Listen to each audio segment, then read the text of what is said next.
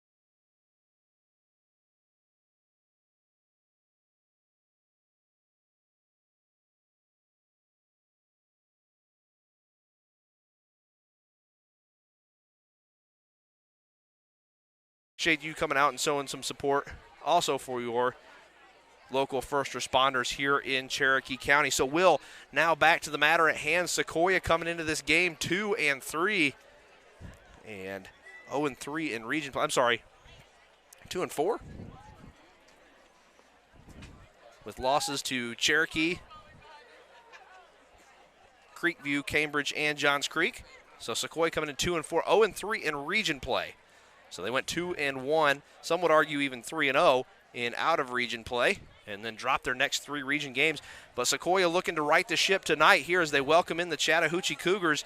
And Will, give us a little bit of a rundown of how the Cougars season's gone. Yeah, Chase, so kind of similar to the Chiefs, coming in at a sub-500 winning record, also 0-3 in the season. So both teams looking for their first region win tonight, and obviously with the matchup with them tonight, and both of them still have a few more region games left in the season. Sequoyah playing the game against River Ridge next week is another region game for them. So both teams looking for their first region win tonight, and also a little bit of redemption from the season they've had so far. You know, Will, we saw this a little bit last year. Sequoyah had to rattle off 4 of their last 5 games for victories in order to force a tie. Now, ultimately, because of the tiebreaker rules last year with COVID, Sequoyah was left out of the dance. But Sequoyah still not mathematically out of the playoff picture here, and a good way to get back on track would be to win here tonight against the Cougars. That's correct, Chase. If they do want to get to the playoffs, they are going to have to pretty much win out these games. And as you were saying, they did have a similar situation to this last year, where they dropped, I believe it was their first 5 games, and then they were able to rattle off 4 of their last 5. So let's hope they can come up with a season like they did last year, and hope that the result will be a little different with a playoff berth this year. You know, this region this year is very, very hard and very difficult to get a beat on. You know, Riverwood really put a hurt into River Ridge last week. Creekview lost to Cambridge. Will, it seems like anybody in this region can beat anybody at any given time, and that's what's making it so difficult to figure out kind of where everybody stands in the Region 7 6A picture. Yeah, that's definitely true. A lot of these teams have a lot to bring to the table. And as you said, with Riverwood beating River Ridge, one of the best teams last year, as well as Sequoyah barely losing to Johns Creek. They were just had some special teams difficulty last year. So real quick, we're going to welcome to the booth for a little bit before we get this thing started. Another Sequoyah student here that'd be interested in getting a few reps behind the microphone. Go ahead and pick that up, Max. Introduce yourself, bud. Oh, let's turn your mic on first. That might help. Hi, I'm Max Swain. Max, we heard you guys broadcasting the homecoming parade, and I think both of you guys did a really good job. And I'm looking forward to maybe getting you involved with the broadcast team a little bit during basketball season as well. Mm-hmm. Yeah, I'm really interested in that. I've really been passionate about sports broadcasting ever since I was little. Like, I can remember sitting in front of the TV and listening to all the announcers. So who's your favorite broadcaster? It depends. I have a lot of NFL favorite announcers. It's kind of just the whole broad spectrum. So, one of my favorites is, of course, Doc Emmerich, who is the longtime voice of the National Hockey League, would do all the big hockey games. And one time he said he used 205 different words to describe the motion of the puck across the ice in a hockey game. So I always thought that was incredible. And another one of my favorite broadcasters was Al Michaels. Al Michaels went on Colin Cowherd's show a few years ago and talked about how he ended up getting the call to be the play-by-play announcer for the Miracle on Ice game. And he talked about how he was working for CBS at the time, and basically his boss just walked into the room and said, "Has anybody ever called a hockey game before?" And Al Michaels said, "Yeah, I think I called one like back in college or something." And he goes, "Okay, well, you're going to work with Ken Dryden, future Hall of Fame NHL goalie. You're going to work with Ken Dryden. Call this game between the Soviets and the Americans. We're probably going to get slaughtered, but just go out there and you can call it." And sure enough, he got to call one of the most iconic moments in sports history. So that just kind of goes to show it's all about being in the right place at the right time. And that's one of the things that we really want to do here with the Chiefs TV program is get you guys to where you can get some demo footage out there and basically kickstart your broadcasting careers if you decide that's what you want to do after this. Mm-hmm. That's exactly correct. And Al Michael is one of those broadcasters that is a multi-sport broadcaster, so similar to what we're doing here. Him and Chris Fowler are a couple of my favorites. They can do any sport. They do tennis, football, and so just having that ability to do multiple sports can also help as well. And I figured you'd be a big Chris Fowler fan because I know he's always putting out social media posts about doing the going to Wimbledon and the French Open and all that. So I really thought that I figured you'd be a big Chris Fowler fan. Yeah, that's correct. So, Max, what do you think about tonight's game? Well, I think tonight's a great game for Scholeck to get a win. I know they haven't had the best of performances the last couple of games, but I think tonight is a great momentum shifter. And if they get the win tonight, I think they'll have a great chance of going 500 in the next couple of games. And we saw this last year. Will and I were talking about this earlier. Last year, Sequoyah had an abysmal start to the season. They went 0-5. We thought they had carried over some of that momentum from last year when they rattled off 4 wins in their last 5 games. Obviously, they lost to River Ridge in that stretch, but River Ridge ended up being a state quarterfinalist.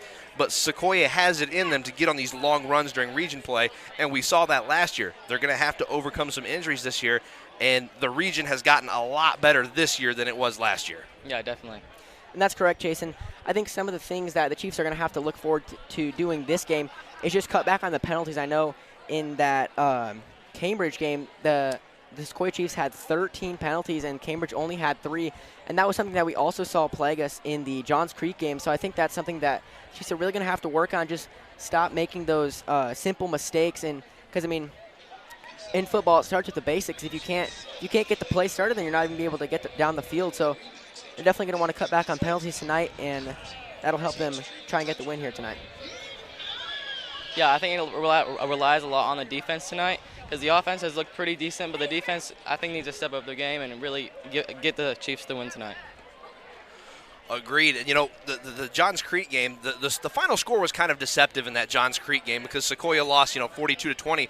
But at one point, Sequoyah had reeled Johns Creek back to within a touchdown. We saw that earlier in the season with the Cherokee game where Cherokee had this explosive third quarter, and Sequoyah was able to claw their way back in and essentially win the game. But, we'll talk about that another time.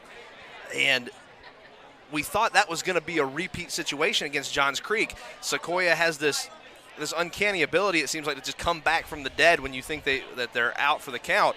They came back, got it to within a touchdown, and then it was almost like we couldn't plug enough holes, and we ultimately sank.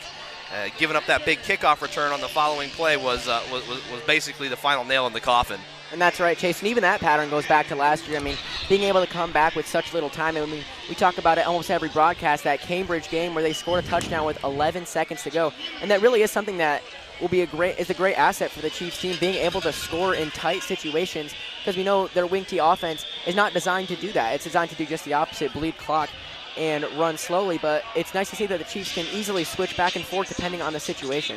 But we did see, like you mentioned in last year's Cambridge game, they did have the ability to do that. I mean, that was one of the highest scoring games you and I have called that Sequoyah had, where they scored 44 points.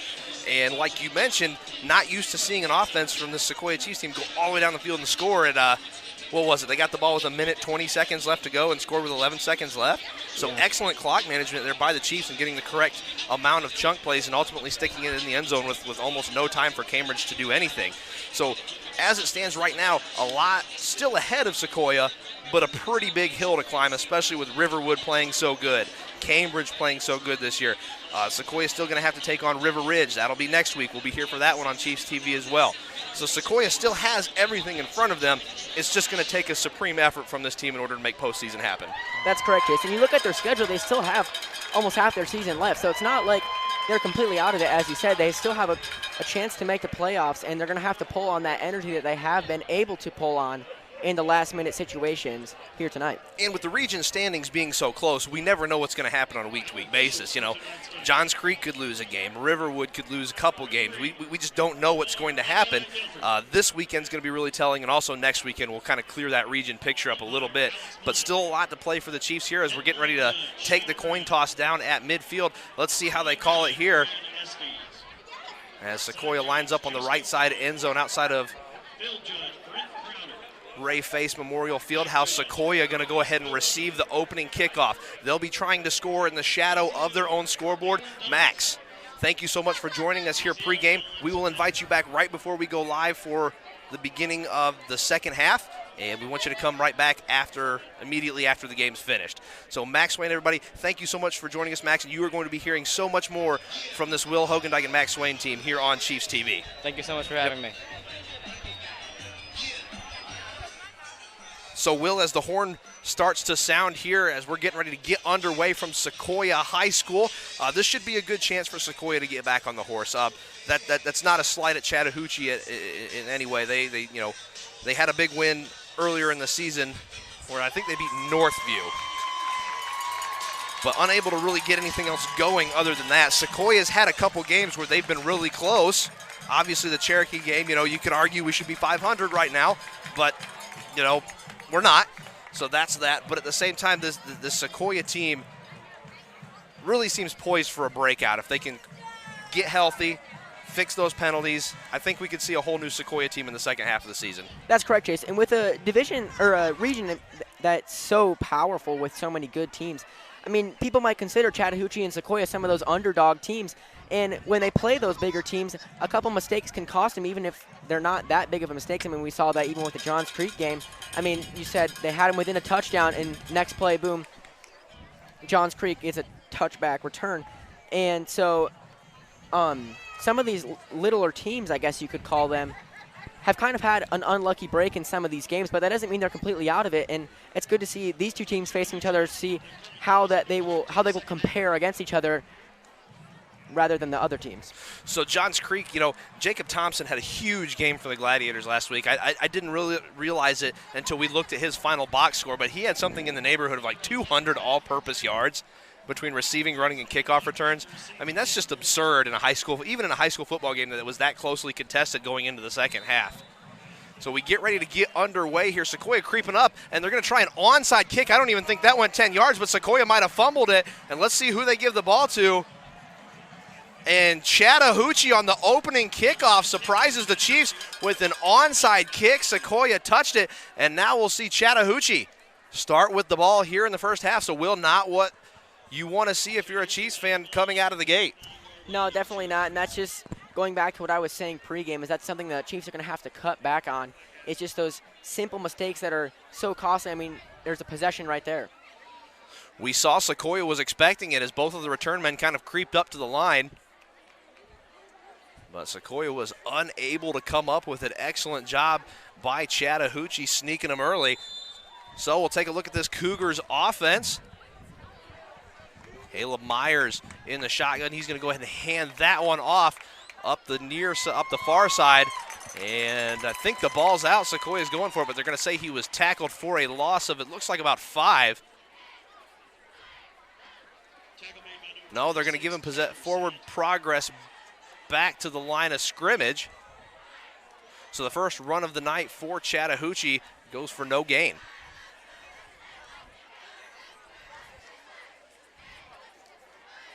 Second down for the Cougars.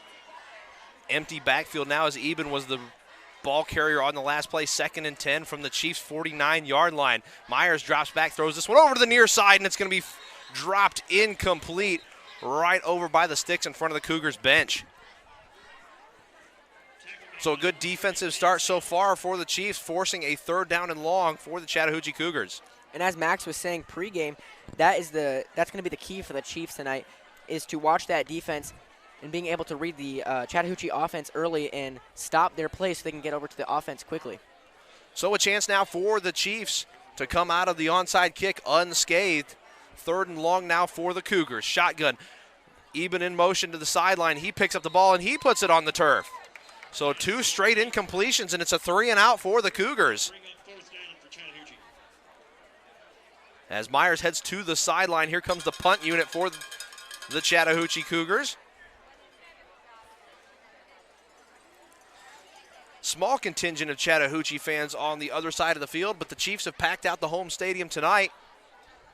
As Trainer steps back to receive the punt, less than a minute gone in the first quarter, so 51 seconds into the game, and we've already got our first Chattahoochee punt, and it was almost blocked. It's a short punt. It's going to bounce at the 30-yard line. Trainer going to pick it up, going to be swallowed up by a host of Cougars at the 15-yard line.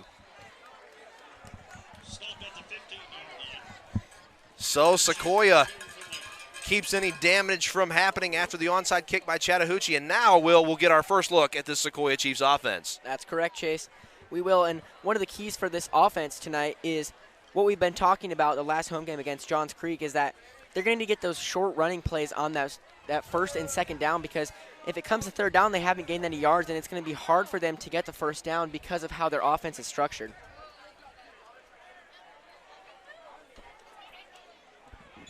One wide receiver on the far side of the field, ball marked on the 16. Trainer rolls out of the pocket. He's going to pass. He's got a receiver downfield, and it's going to be dropped after a contested catch. Myers on the coverage for the Cougars. Pass dropped by Cameron Massey, but that was a beautiful pass by Matthew Trainer. Let's see if they can do that again on 2nd and 10. Will, that one was right in the breadbasket. Should have been caught for a big gain for the Chiefs. Yeah, it looked like Massey was just trying to run with the ball before he had it. Excellent coverage there.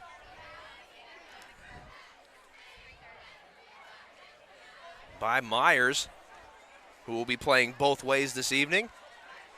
We know a little bit about that as Trainer also plays both ways for the Chiefs. Handoff to Lucas up the middle, and he might have picked up 1 yard. So after a big dropped pass, Sequoyah staring down 3rd and long, as they might have picked up 2 yards on the play. So both teams' offense shaking off the cobwebs here in the early portion of this Region 7 6A game here from Skip Pope Stadium. Sequoyah throwing a shotgun look at him. 2 wide receivers. Lucas is right next to Trainer and a wing back on the side. Trainer drops back, hits Massey, who catches that one and is going to be taken down as he passes the line to gain. Looks like he picked up 10 yards, so that'll move the sticks for Sequoyah. So Massey able to get a little bit of redemption there and get that 1st down for Sequoyah. You're fine. Looks like it's good enough to move the chain. So 1st and 10 for Sequoyah. 10:05 left to go in the first. That's the first down of the evening. Ball is on the 29-yard line. Sequoyah going to go back into the wing T formation. Tight end flips the field. Ball on the near side. Trainer going to hand this one off And I think Massey might have gotten 3 yards on the play. He got 4. Number 17, Cruz right. Correction, that was not Massey, that was Cruz right. Second down for the Chiefs. So second and manageable coming up for Sequoyah. And Cruz right picks up a good chunk of that.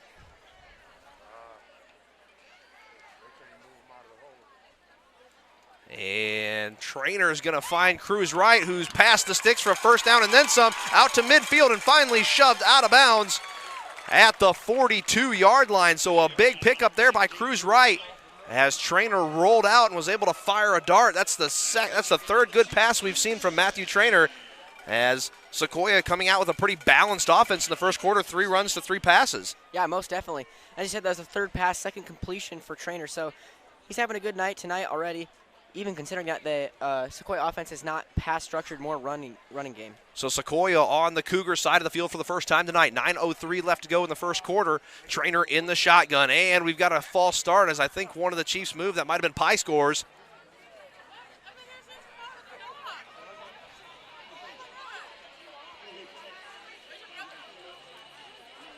Take that back.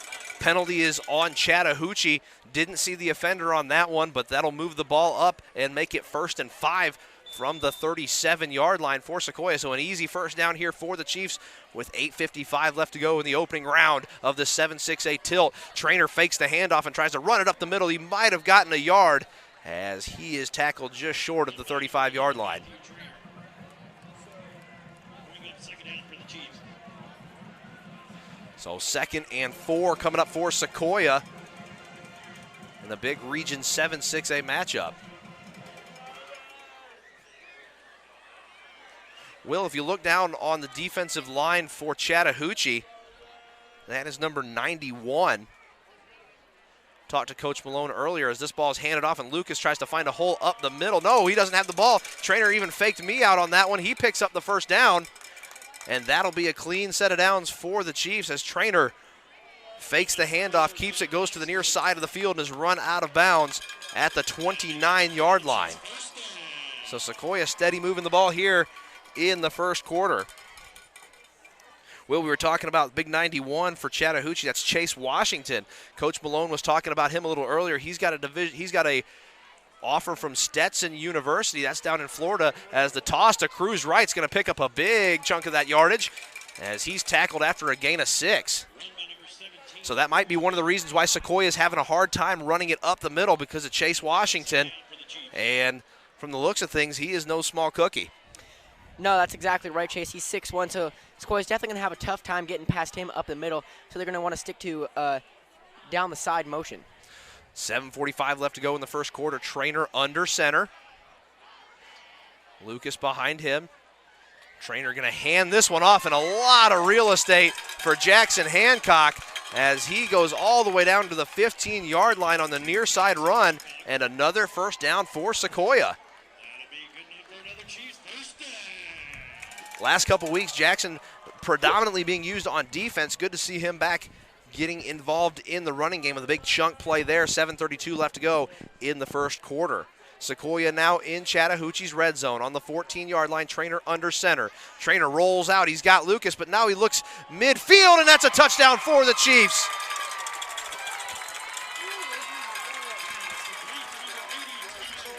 So Ty Moores, the junior tight end, was standing all by himself in the end zone, and Matthew Trainer fires a dart, and that'll put the Chiefs on the board here early in the first quarter. So Ty Moore's not a name we're usually calling, but, I mean, he was wide open in the end zone. Trainer couldn't not throw to him. He had Lucas in the flat, but he decided to go to the tight end who was standing in the end zone. Defensive back tried to come and cover at the last second, but was a little bit too late. Good snap on the point after. That one's up and through the upright. So Sequoyah goes up early, 7-0, with 9:17 left to go in the first quarter. So a little bit of evaluation here. Chattahoochee on their first offensive possession, not really able to get anything happening. That may be because of 2 drop passes that they had early, but Sequoyah recovers from a drop pass, converts on a 3rd and long, marches all the way down the field, and is able to score a touchdown here early in the first quarter. Yeah, and Trainer able to mix it up evenly with some running game and some passing game there to get the Chiefs all the way to the end zone.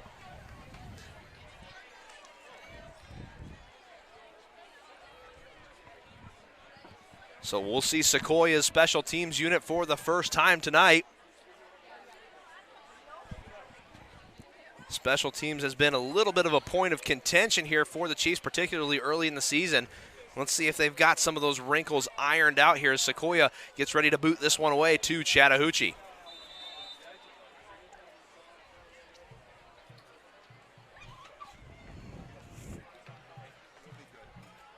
DJ Avery back to receive for the Cougars. Low line drive, and that one's going to be taken at the 4-yard line. Cuts back up to the middle of the field. A cutback and taken down at the 20-yard line as they finally spot him down at the 19. And Chase, just something to note, the kicker on that last field goal was number 91, Daniel Cruz. The past couple games we've seen that be number 88, Joseph Ryan. So it looks like Coach Cheater's changing up a little bit with the kicker. We saw Ryan have a bit of trouble in the Johns Creek game, missing a few extra points as well as a punt. So it looks like Teeter's trying to mix it up a little bit, and it seemed to work there. Nicely kicked extra point there. Ryan kicked that one off, though, so it looks like he's the kickoff specialist for this Sequoyah Chiefs team as well. 4 wide receivers, shotgun formation. Myers takes it, fakes the handoff, and is going to keep it himself. He's got a little bit of room up the middle, but that gap closes very quickly, and he is not even able to get back to the line of – oh, he did get back to the line of scrimmage. So Sequoiah's defense closing on the ball very quickly. 7:55 left to go in the first quarter, 2nd and 10 Chattahoochee.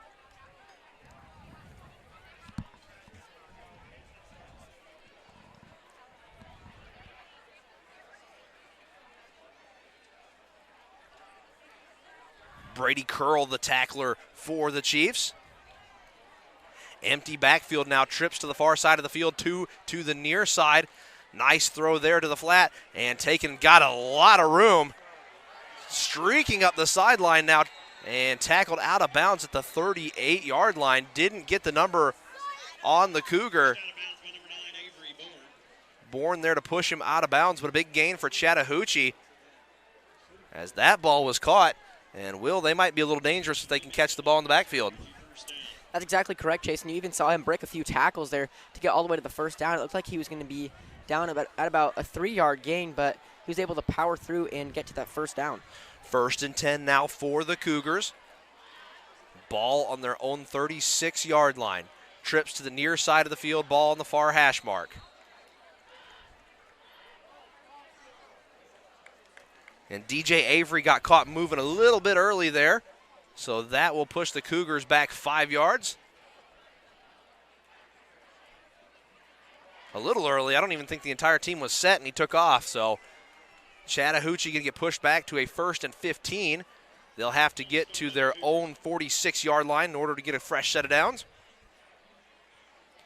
So 6:24 left to go in the first quarter. Sequoyah on top of Chattahoochee, 7-0. Trips to the near side again. Ball still on the far hash mark. Myers drops back, tosses this one inside to the slot again, and Sequoyah going to tackle Ben Godwin after a pickup of about 2 yards. So still 2nd and long for the Cougars.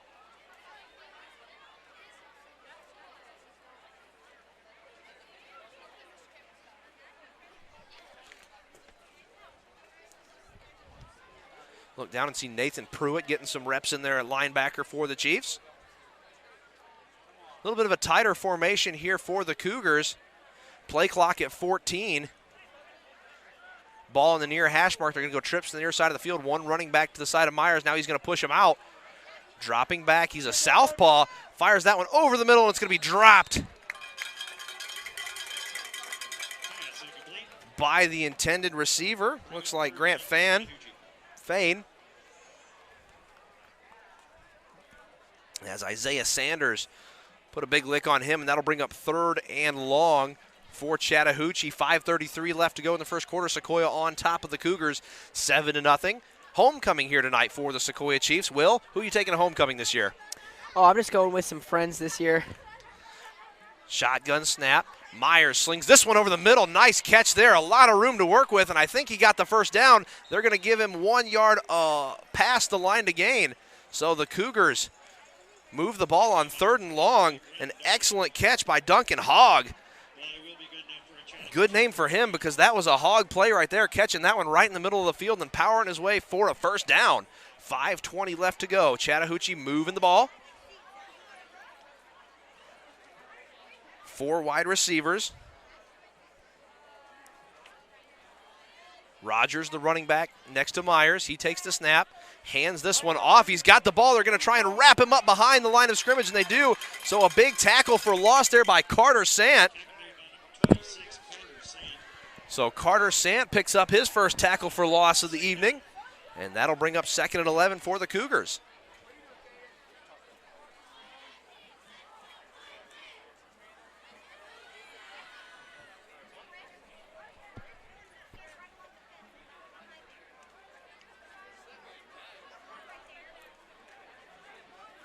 Chattahoochee comes out, puts a few extra big men on the line of scrimmage. Snap, handoff, a big man run right there, but it'll pick up about 3, and we've got a flag on the field. Taken down by number 10, Nathan Pruitt, number 26, Carter Sandt. So we're going to get a false start on the Cougars, and that'll push them back another 5 yards, and that'll bring up 2nd and 16.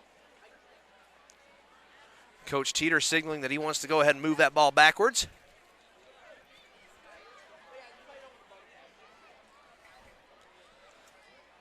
So Sequoyah will obviously accept that penalty. 4:21 left to go in the first quarter. Chiefs on top of the Cougars, 7-0. Chiefs defense already looking much better tonight than they have in the past few games, able to be reading that Chattahoochee offense much quicker. We see with a couple tackles here. Chattahoochee has been able to get lucky on them a few times with some quick passes, but Chiefs overall doing a much better job than they have been.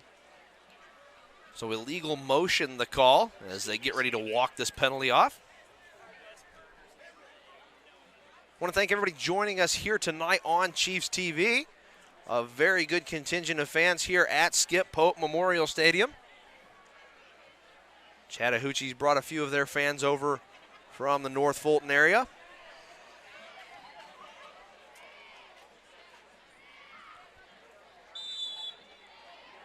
Joseph Eben in the backfield with Myers. Motion now back to the other side from which he came. Myers takes the snap, rolls out.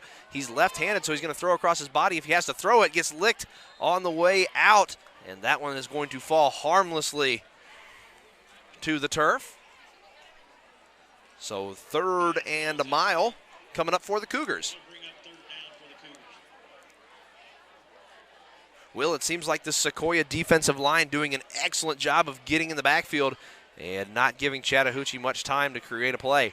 That's right, Chase, and you saw even with that play there, they were able to put pressure on him quickly and force the quarterback into the backfield, and he just wasn't able to find anybody. Obviously, with him being a lefty, it's a lot harder for him to throw across his body on that side.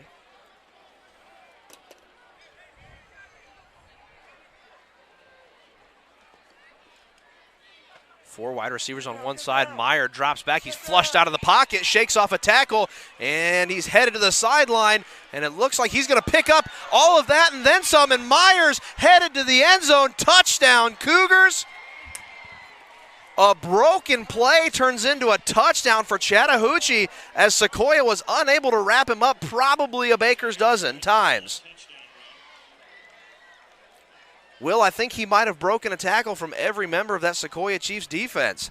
Yeah, that's what it looked like. As soon as he was past the first down marker, I thought he was about to be down. There was 3 or 4 guys on him, but somehow he's able to slip out of that one and take it all the way to the house. So a big run for Caleb Myers, the Southpaw junior quarterback for the Chattahoochee Cougars, and pending an extra point, Chattahoochee can tie this one up.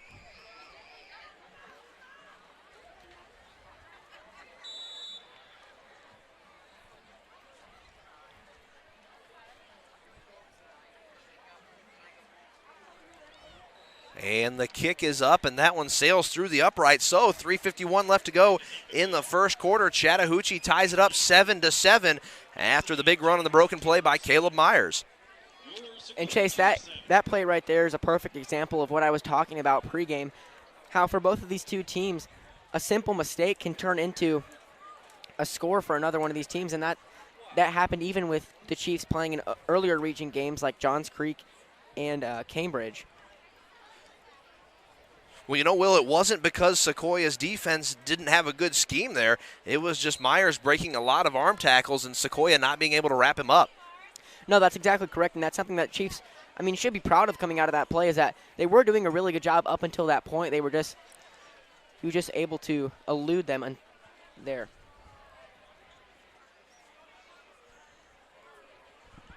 So let's see if Sequoiah's a tad bit more prepared for the kickoff here. As Alexa Poet, the kicker for Chattahoochee.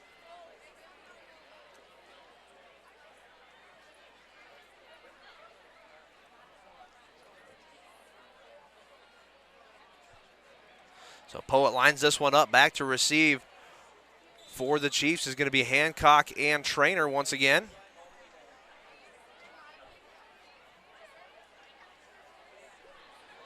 And here's the kick, and it's another squib kick, but this one's going to be called for a fair catch right at about the 38-yard line. So Ty Moore standing right there just decides to throw his hand up and take a fair catch on that one. And Sequoyah will get their best starting field position of the evening.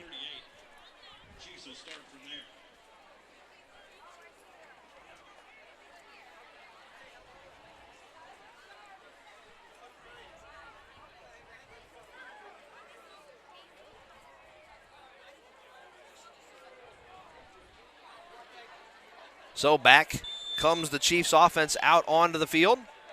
Trainer under center.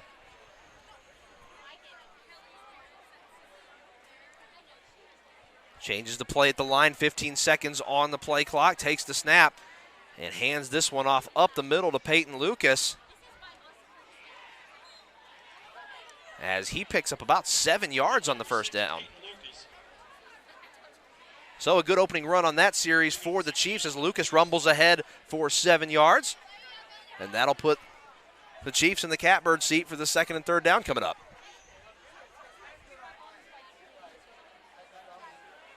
Hancock and Lucas behind Trainer. Trainer hands this one off to Lucas again, and he's going to move the sticks on second down after a pickup of 4. So Will, on the first offensive drive for the Chiefs, we saw them come out and try to pass the ball a little bit more. They're staying tried and true here on the first couple plays of this offensive possession, running the ball right up the middle at the Cougars.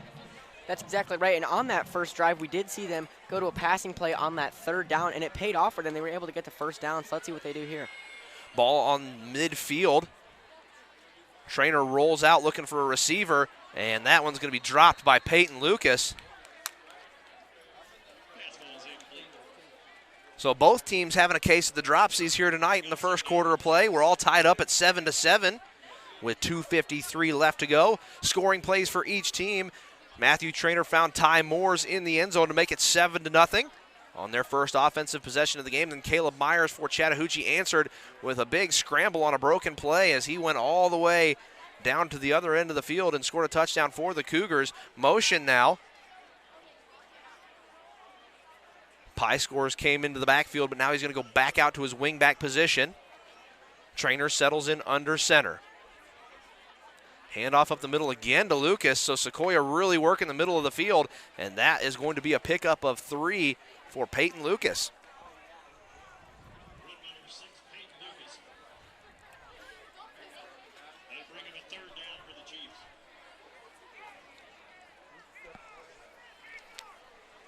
So third and long for Sequoyah. Score update real quick at the end of the first quarter. Etowah and Cherokee all tied up at 0-0. Little cross-county action here tonight. That's courtesy of Will Cooper over at WLJA. Play's broken, and Trainer has to take it himself, and he's going to make a broken play of his own. Move the sticks for Sequoyah. Excellent job of making nothing out of something, or making something out of nothing. And Sequoyah going to move the sticks on first down. Matthew Trainer there really making lemonade out of lemons, as it looked like he was dead to rights in the backfield and scrambled out of that one to get a clean set of downs for the Chiefs. That's exactly right, Chase. And so far I'm seeing a lot of similarities between Myers and Trainer tonight as quarterbacks. I mean, they're both juniors starting for their varsity team, and they both throw well with that crossbody motion. We saw Myers doing that a little bit earlier in the last drive, and as well as what we just saw with Trainer and with the last touchdown with Myers, they're both able to make something out of nothing and do it on their own if they can't find a receiver. So we've got an injured Cougar down on the field, training staff attending to him. So while the training staff is looking at him, we'll go ahead and give some sponsor reads here real quick. 2:06 left to go in the first quarter, all tied up at 7. Most definitely, Chase. First off, we'd like to thank Pride Electric. They are longtime supporters and past Chiefs football alumni at Pride Electric. They are proud to remain a part of the Sequoyah family of Chiefs. Next, we have All About Health in Woodstock on Highway 92, located in the Publix Plaza. Since 1998, All About Health has been providing knowledgeable service that makes a difference. From vitamins and minerals, herbs to supplements, their extensive inventory fulfills all of our health goals. Find out what separates them from the competition and stop by today. So we're back to the field now. After the injured Cougar was helped off the field, one wide receiver to the near side, that's going to be Hunt. Hand off to Lucas again, and he's going to be carried up the field and finally brought down. No, Trainer again keeping the ball. From our vantage point, Matthew Trainer's doing such a good job selling the fake handoff to Lucas that we can't tell when he keeps it and when he doesn't. That's correct. That's the second time he's fooled us so far tonight, and it seems to be fooling this Chattahoochee defense as well. He was able to get almost to the first down marker on that one. Not moving the chains yet. Didn't see a flag on the play, but there might be one that makes this not stand. And there is a penalty on the Chiefs, so we'll go back the other way. So all of that for naught, as they're going to walk this one back to about the 39-yard line. That is a block in the back against the Chiefs. So blocking the back on Sequoyah backs them all the way up to the 39-yard line. That'll bring up 1st and 12.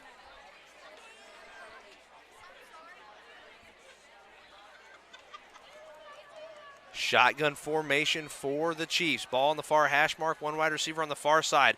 This one going to be handed off to the wingback, who is Jackson Hancock, who gets quite a bit of that yardage back as he's tackled at the 30-yard line. And that will make it, looks like 2nd and 3 for Sequoyah on the big run by Jackson Hancock. 1:15 left to go in the first quarter.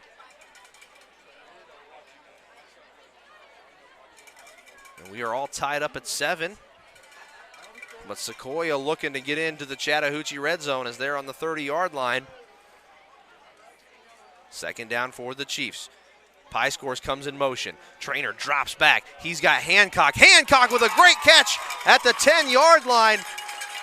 Adds a little bit onto the end of that one, but he is going to be in the Chattahoochee red zone. So an excellent catch there by Jackson Hancock as he went up to get it and brought it down. And Sequoyah in scoring position on the 10-yard line. And Chase, it looks like Sequoiah's been working on their passing game a little bit. They've been doing great so far tonight, able to get a 3rd down conversion, and that great jumping leap by Hancock there to get them a 1st down and well within scoring position here. Will, yes, it does look like Sequoyah has opened up the passing portion of the playbook here in the first half against Chattahoochee, and to great success. I mean, I think we've only seen 2 incompletions. That one was a little high for Hancock, but I think he saw the defender closing on him pretty quick and wanted to put it where only his guy could get it. Still a great throw by Trainer, as Chattahoochee took a timeout and wanted to talk about it. So with 51 seconds left to go in the first quarter, Sequoyah and Chattahoochee all tied up at 7, but Sequoyah threatening to score here in the shadow of their own scoreboard right next to the Ray Face Memorial Fieldhouse. We'll see if Sequoyah can add some points before the end of the first quarter. Lucas and Wright in the backfield.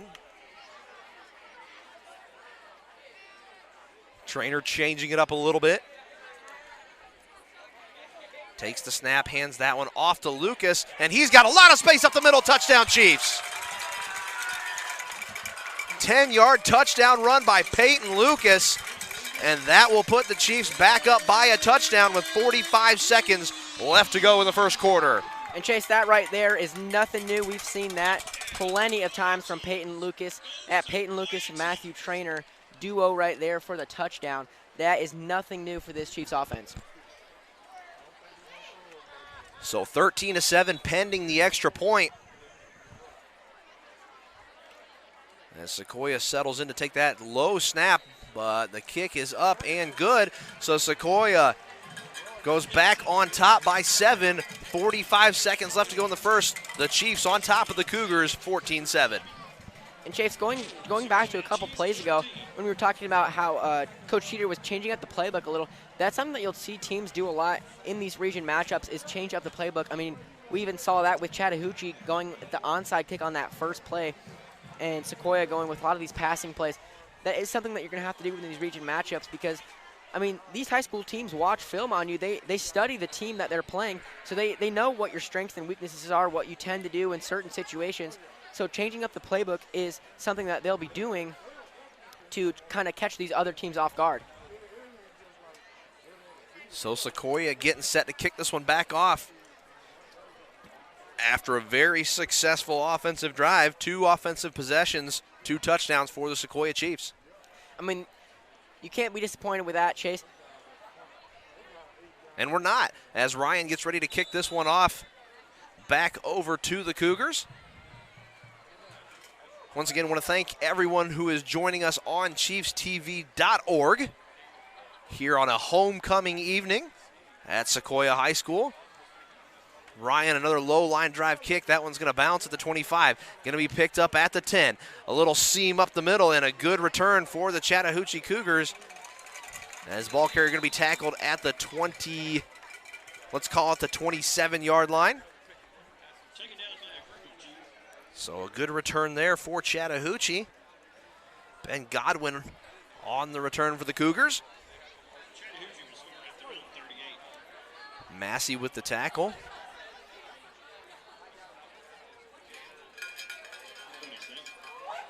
Will, we've seen a pretty stout defensive effort here from the Chiefs tonight, except for that one little hiccup where Myers ran it all the way down to the end zone on that broken play. But for the most part, I think Chiefs fans have to be very pleased with how the defense has been playing here in the first quarter.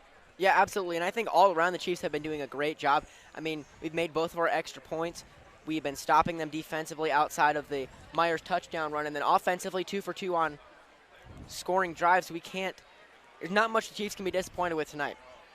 5 wide receivers, empty backfield. Myers sends a man in motion.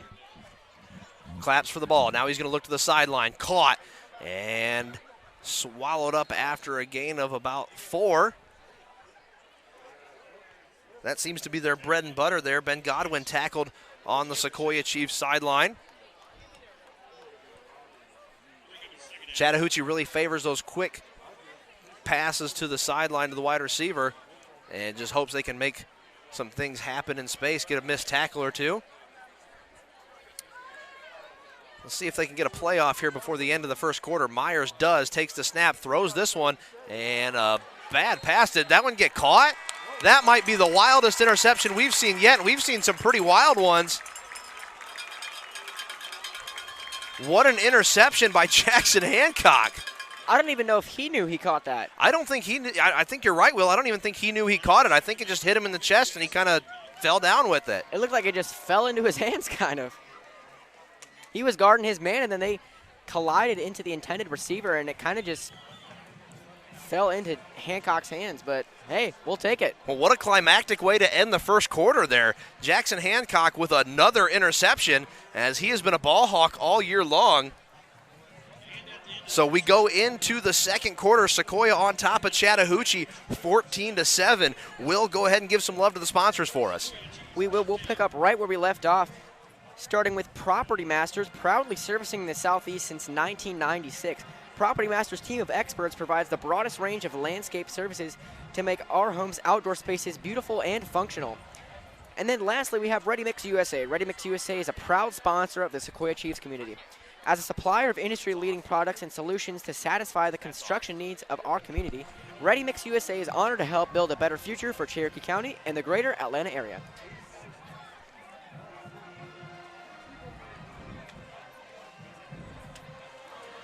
So as we start the second quarter, Trainer under center, sends Pie Scores in motion, is going to pitch it out to him. He has to cut inside, Washington giving chase, but Pie Scores is just too fast for him, and he's off to the races and into the end zone. Touchdown, Sequoyah. So what a way to end a quarter and what a way to start a quarter. Sequoyah with an interception to end the first quarter, and Jack Pie Scores with a touchdown to start the second quarter. And Chase, that took what, 15 seconds? 10 seconds gone.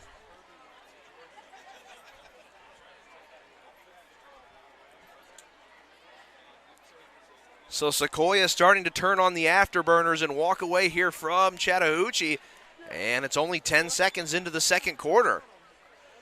So points off turnovers there for the Chiefs. And the kick is up and good on the extra point. So Sequoyah 3 for 3 on extra points tonight, and the Chiefs lead the Cougars 21-7.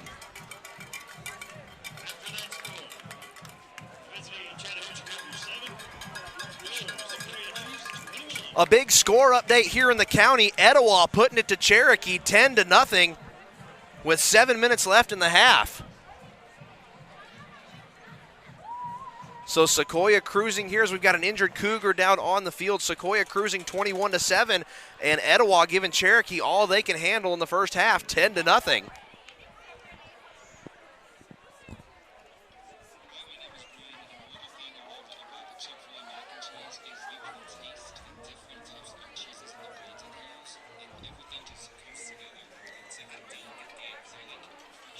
Still tending to that injured player. Once again, fans, want to remind everybody that we will be back here at Skip Pope Memorial Stadium next Friday night as Sequoyah takes on cross-county rival River Ridge in what will also be a very important region game against a very tough River Ridge opponent that went all the way to the state quarterfinals last year on the back of Amir Morrison, who was one of the top rushers in the state in his junior year. So Sequoyah will get all they can handle and then some as the Knights return to Skip Pope Stadium next week. But in the meantime, Sequoyah on top of the Chattahoochee 21-7 as Sequoyah looking to get their first region victory of the year. And Will, that would be a big start to getting back on the right track. Yeah, most definitely. As we mentioned pregame, they are going to have to probably win out in order to get to the playoffs. So already up by 2 scores with only 10 seconds into the second quarter. That's very good news for the Chiefs here tonight. So that injured Cougar player going to be helped off by the training staff.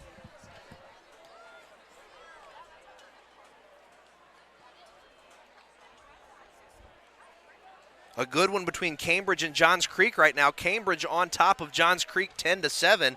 That one is the GPB Sports Game of the Week. So they're having that one televised as well over at the Coliseum at Johns Creek High School.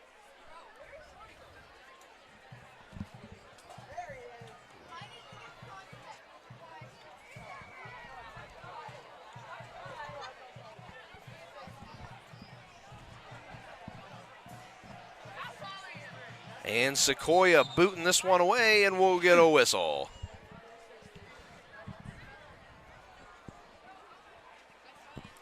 Centennial on top of River Ridge 7-0.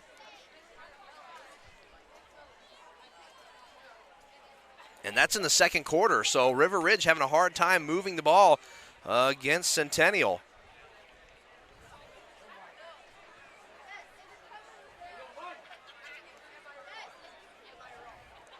And a low kick is going to bounce at the 20-yard line, and we've got another whistle.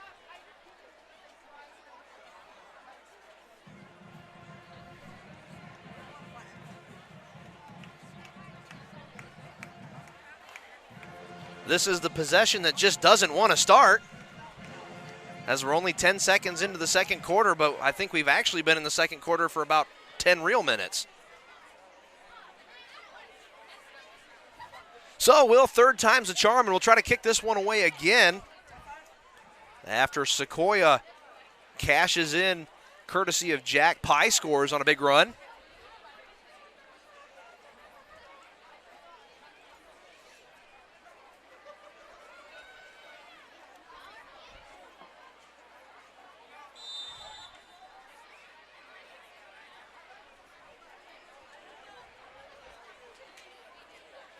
And we'll try it one more time. That one's a better kick, pretty high, but it's going to be caught at the 11-yard line. Now coming back to the near side and slipping and falling down as DJ Avery tried to cut back towards the middle of the field and slipped up and fell down. So Chattahoochee going to take another crack at it here on defense. So a tale of 3 possessions for the Cougars in their first three tries of the game. Punt, touchdown, interception. So they have literally went across the entire spectrum of offensive success and unsuccess here in the first half of this game. 11:44 left to go. We've just started the second quarter, and Chattahoochee gets the ball on the 21-yard line. Looks like the 22.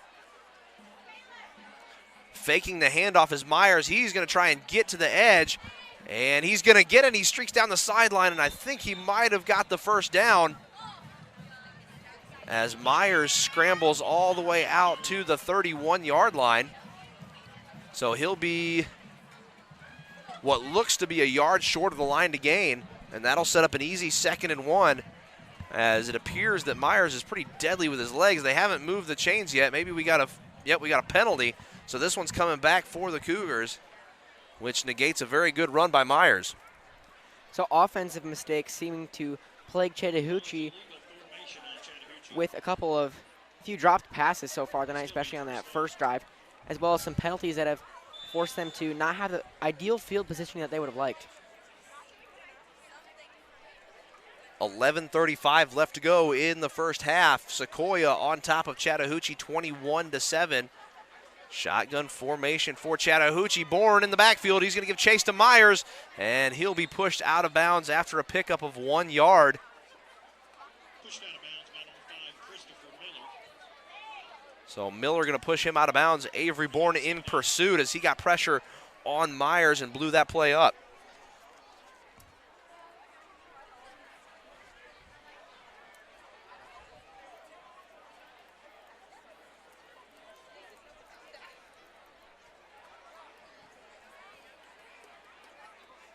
Empty backfield again for the Cougars. 5 wide receivers as Myers is going to be pressured in the pocket again. Maybe he got it off before he was drugged down from behind.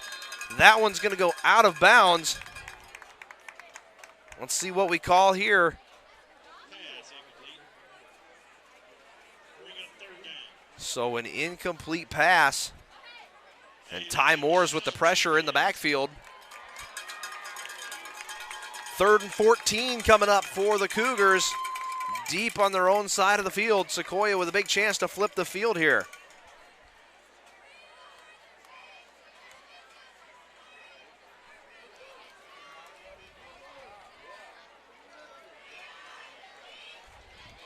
So 3rd and long, we've seen Chattahoochee convert on some 3rd and longs here already in the game. Let's see if Sequoyah can put a stop to it. Single high safety back for help. Chiefs going to play man, and Myers taken down behind the line of scrimmage. Ball pops out.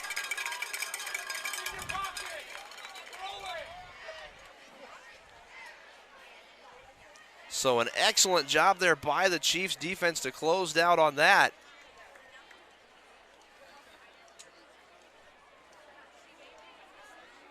Little conversating here going on by the officials. They're going to say that Sequoyah sacked him. So that'll make it 4th and an eternity from the shadow of Chattahoochee's own end zone. So Sequoyah will be credited with a sack there. Well, it was intentional grounding on Chattahoochee. Correction, intentional grounding. We don't have the officials' mics on tonight.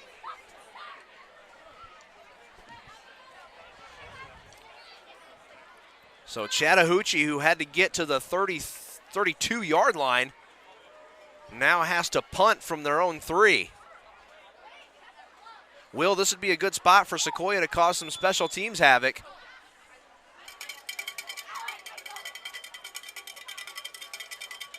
A little bit of a slow snap and a high kick. Sequoyah is going to be in excellent field position. Trainer calls for the fair catch. Friendly bounce for the Cougars.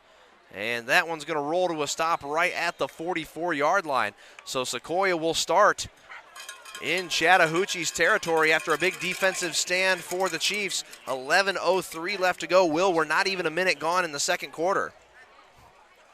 Wow, it has really been quite a long start to this second quarter, obviously with those. It took 3 tries to get the kickoff going, and Chattahoochee just not wasting too much time there on their opening drive of this second quarter. Yeah, 2 incomplete passes. One of them ended up being an intentional grounding. That took a few minutes to sort out, and we had an injured player after the point after on the Pie Scores kick, so we've been at this second quarter business for a while. Hand off to Pie Scores, and he's got a ton of room up the middle, cuts to the near side, shakes off an arm tackle, and he's finally shoestring tackled at the 15-yard line. They're going to mark him at the 13. So a big night for Jack Pie Scores, and Sequoyah right back in the Chattahoochee red zone. Chiefs just getting in the groove here tonight, able to find those holes in the Chattahoochee defense. Those big Chattahoochee defensive linemen not able to stop them now. Chiefs is able to find the holes on the outside and expose that problem. 1st and 10 from the 13-yard line. Trainer under center. Pie Scores goes in motion, bad snap, and it's kicked away from Trainer. He's got to pick it up and make something happen. He's going to do it with his legs, and he's going to pitch that one ahead to Moores, and it slips right out of his hands. So Trainer was almost able to make even more lemonade out of lemons, but Moores, who already has a touchdown reception on the night, can't come up with it. Will, for a broken play, yeah, it stinks that he didn't catch it, but at the same time, it sure beats having to have the ball all the way back by the 30-yard line. Yeah, that or Chattahoochee recovering the fumble. Thankfully, Trainer was able to get to it quickly. So a heads-up play there by the Chiefs signal caller. Trainer takes it. He'll hand this one off up the middle to Hancock. Hancock gets about 5 or 6 yards the hard way. And that'll bring up 2nd and 3 for Sequoyah. Correction, 3rd and 3 for Sequoyah. And Hancock, as you were saying earlier, Chase, is one of those players that has been on defense mostly the last few games, but he's getting some more reps on offense this game and already having a night, obviously, with that touchdown. And then that defensive interception as well. I believe that's his 4th interception of the year already. So 3rd and 5 for the Chiefs. Not quite as much as we thought he got on it. Trainer going to roll out, and he slips and goes down to the turf. So Sequoyah unable to stay upright on this slippery field, and Sequoyah going to lose a few yards on that one, and that'll bring up 4th down. So Sequoyah going to go ahead and bring out the kicking unit.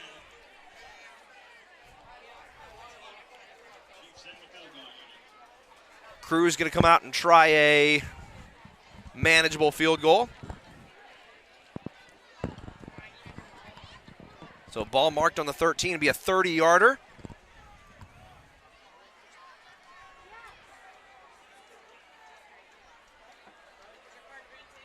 High snap got down in time, and that one is no good as it goes wide left again.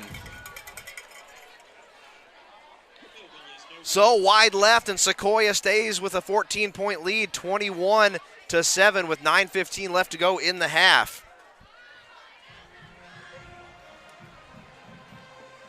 So we'll go with another ad read here real quick before we see this Chattahoochee offense. Absolutely. We'd like to thank Pride Electric, longtime supporters and past Chiefs football alumni at Pride Electric. They're proud to remain a part of the Sequoyah family of Chiefs. And next we have Property Masters, proudly servicing the Southeast since 1996. Property Masters team of experts provide the broadest range of landscape services to make our homes' outdoor spaces beautiful and functional. So back out on the field as this Cougars offense. Drive stalled out last time. Myers back, flushed out of the pocket, going to go to the far side of the field, going to fire a dart down the field, and that one's going to be tipped and falls harmlessly to the turf. Has excellent coverage there by Ben Sanders.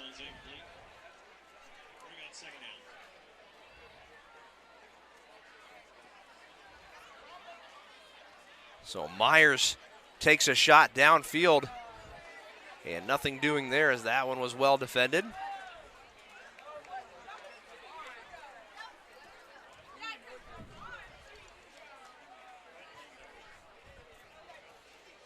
That was Brenton Darling on the coverage for the Chiefs, not Ben Sanders.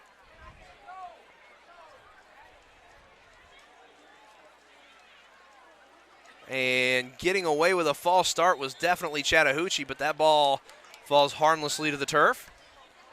A big right tackle with a full-on stand-up and get back down, and it was not called. And that'll bring up 3rd and 10 for the Cougars. And Chase, that play right there is a great representation of what Chattahoochee's been doing all night. They've been favoring that quick pass play where they go for the pass just a few seconds after they snap it, and that's why they've had so many drop passes. Just the communication between the receiver and the quarterback just a little off here tonight so far. Shotgun formation, wide receivers a little bit closer. Myers pressured in the backfield again. He's going to be flushed out of the pocket. He takes off running and gets not quite back to the line to gain for the first down. And that'll bring up 4th and short for the Cougars.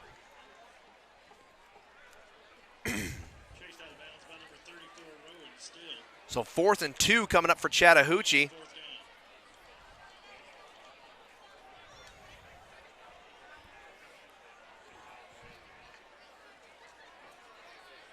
So another good defensive stand there by Sequoyah. And the offense stays back out on the field, but I think they broke the huddle with too many. Nope. Coach Teeter took a timeout and wanted to talk about it. Will, it almost looked like they had 12 men on the field there for a second.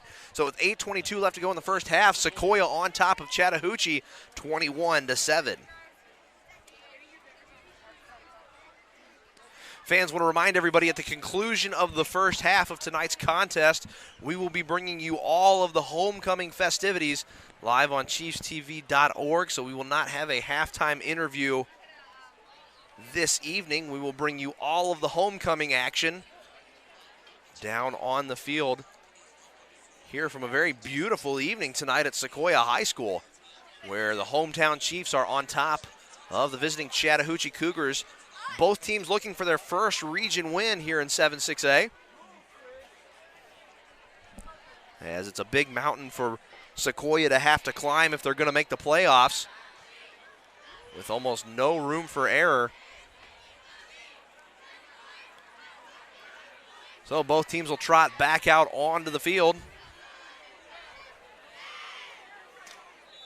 We saw this a lot last year with Chattahoochee. They just play in a shotgun and play 4 or 5 wide all evening. Low snap, Myers fires a dart, caught, and converting on the 4th down, and then some is going to be Chattahoochee. Foot race down the sideline, and a huge pickup for the Cougars. And a flag at the end of the play, as it looks like we have a little bit of extracurriculars going on after the 4th down conversion. And Chase, these Chattahoochee receivers so far have been difficult to tackle for the Chiefs. You saw Isaiah and Ben Sanders both had to run with him for a little bit before they could bring him down, and we saw that with Myers on his touchdown run. He was able to break a lot of tackles.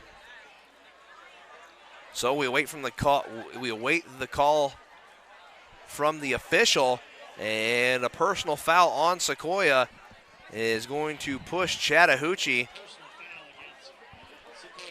just to the edge of Sequoyah's red zone. So a big 4th down conversion for the Cougars. Sequoyah thought they were going to get off the field. An excellent pass and a lot of yards after catch by the receiver. And a penalty by the Chiefs tacks on about 15 more. Run up the middle is no good, and a tackle for loss courtesy of Brady Curl. So Curl and Sanders team up.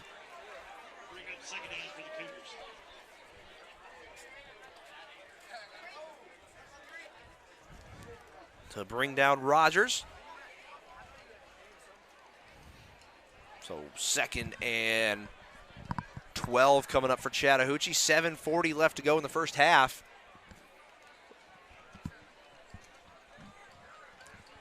Hogg in motion.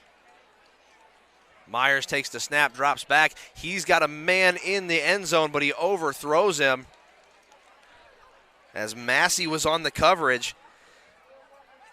And Chattahoochee had found a mismatch they had liked because Tyjae Rogers. No, that was correct the first time. Morton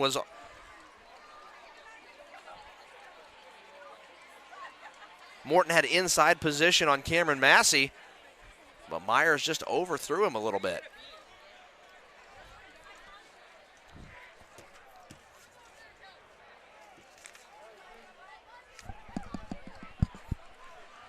So 7:26 left to go in the first half. Slot man in motion, going to pitch it over to him, and it looks like Sequoyah sniffs that one out, and another tackle for loss, and a big loss. And Sequoyah rings up a lot of pressure on third down, and Moores with a big tackle for the Chiefs, and that'll bring up fourth and really, really long.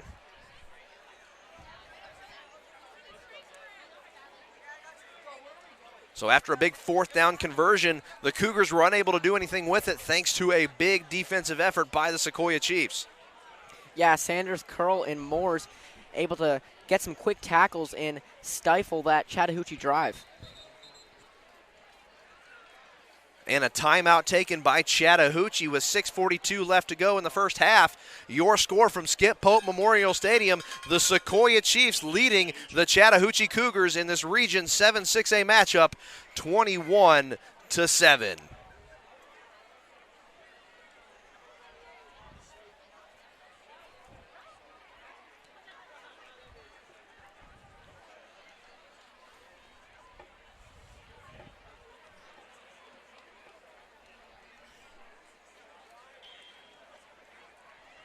Will, I think one of the things we can say about that quarterback for Chattahoochee, Caleb Myers, he's pretty dangerous with his legs, especially when he's got to ad-lib a few plays. Yeah, that's right, and I was comparing him to Matthew Trainer earlier. They both have the ability to adapt to their situation, and if they can't find a receiver or if the play goes wrong, then they can just do it themselves and find a gap and get some yardage, and that's a very good thing you want to have in your quarterback, and Sequoyah and Chattahoochee are both fortunate to have a quarterback that can do that. So that is something that they can count on almost as a extra running back or receiver. As Chattahoochee breaks the huddle. And they're going to go for it on fourth down. And they have got a long way to go. Ball's on the 29.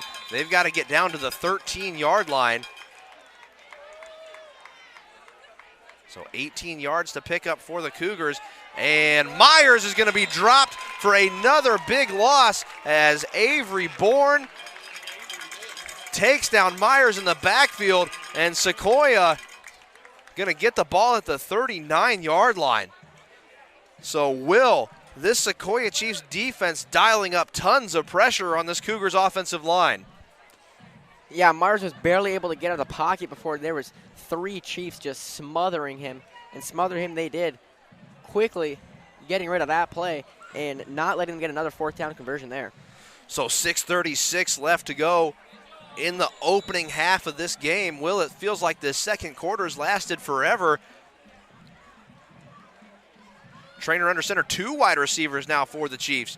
Don't see this very often, but they stick with the run game as Peyton Lucas keeps pushing the pile, and Sequoyah going to get a first down out of it. So an excellent job there by the Chiefs on the second effort, and that'll place the ball at midfield and give Sequoyah a new set of downs.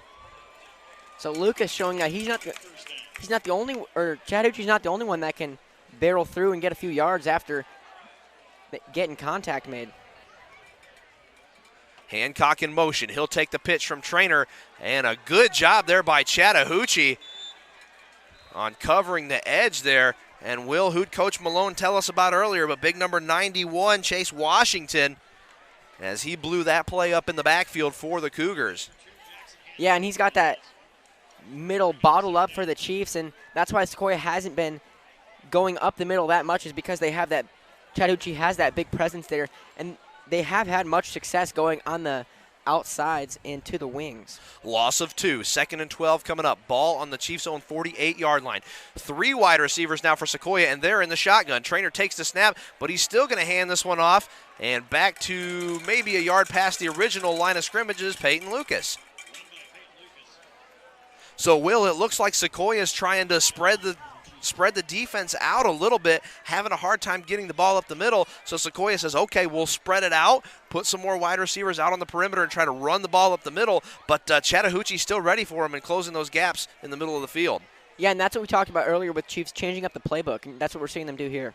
3rd and 9 coming up for Sequoyah. Shotgun snap to Trainer. He takes it. He's got a man. Not quite to the sticks is Cameron Massey, and Massey going to be dropped about 4 yards short of the line to gain, so a pickup of 5. And we've got another injured Cougar down on the field. So 4th and what appears to be 4 coming up for Sequoyah. 4 minutes and 55 seconds left to go in the first half. Sequoyah can convert 4th downs. We've seen them do it this year. There's no reason to think that they're not going to go for it here, especially with how their defense has been playing. Yeah, that's exactly right. And that's the point I was just going to bring up. I mean, we saw them go 6 for 6 in that Etowah game. And, yeah, going for 4th downs is not something that the Chiefs are not used to doing. This is definitely manageable for them, especially with the wing T structured offense. Although I would advise Coach Eater here to not go up the middle. Obviously, with Washington being that big 6'1" presence, I would suggest they go on the outside and maybe even try a passing play. Those have been working pretty well for them tonight. And, I mean, you have seen them lining up this drive with receivers on the left and right. 2 more receivers than they usually have out there, frankly. So I'd say that they are definitely going to change it up here. Well, we'll pick up the phone and give them a call and dial one up for us here on a 4th and 4. I think Sequoyah is going to probably try and hit the perimeter again. Yeah, that's what's been working for them tonight. And I say if it ain't broke, don't fix it. So I think that's what Coach Eater will do here. So a quick update across the county. Etowah has given Cherokee all they can handle as Etowah is on top of Cherokee 13-0 at the end of the first half.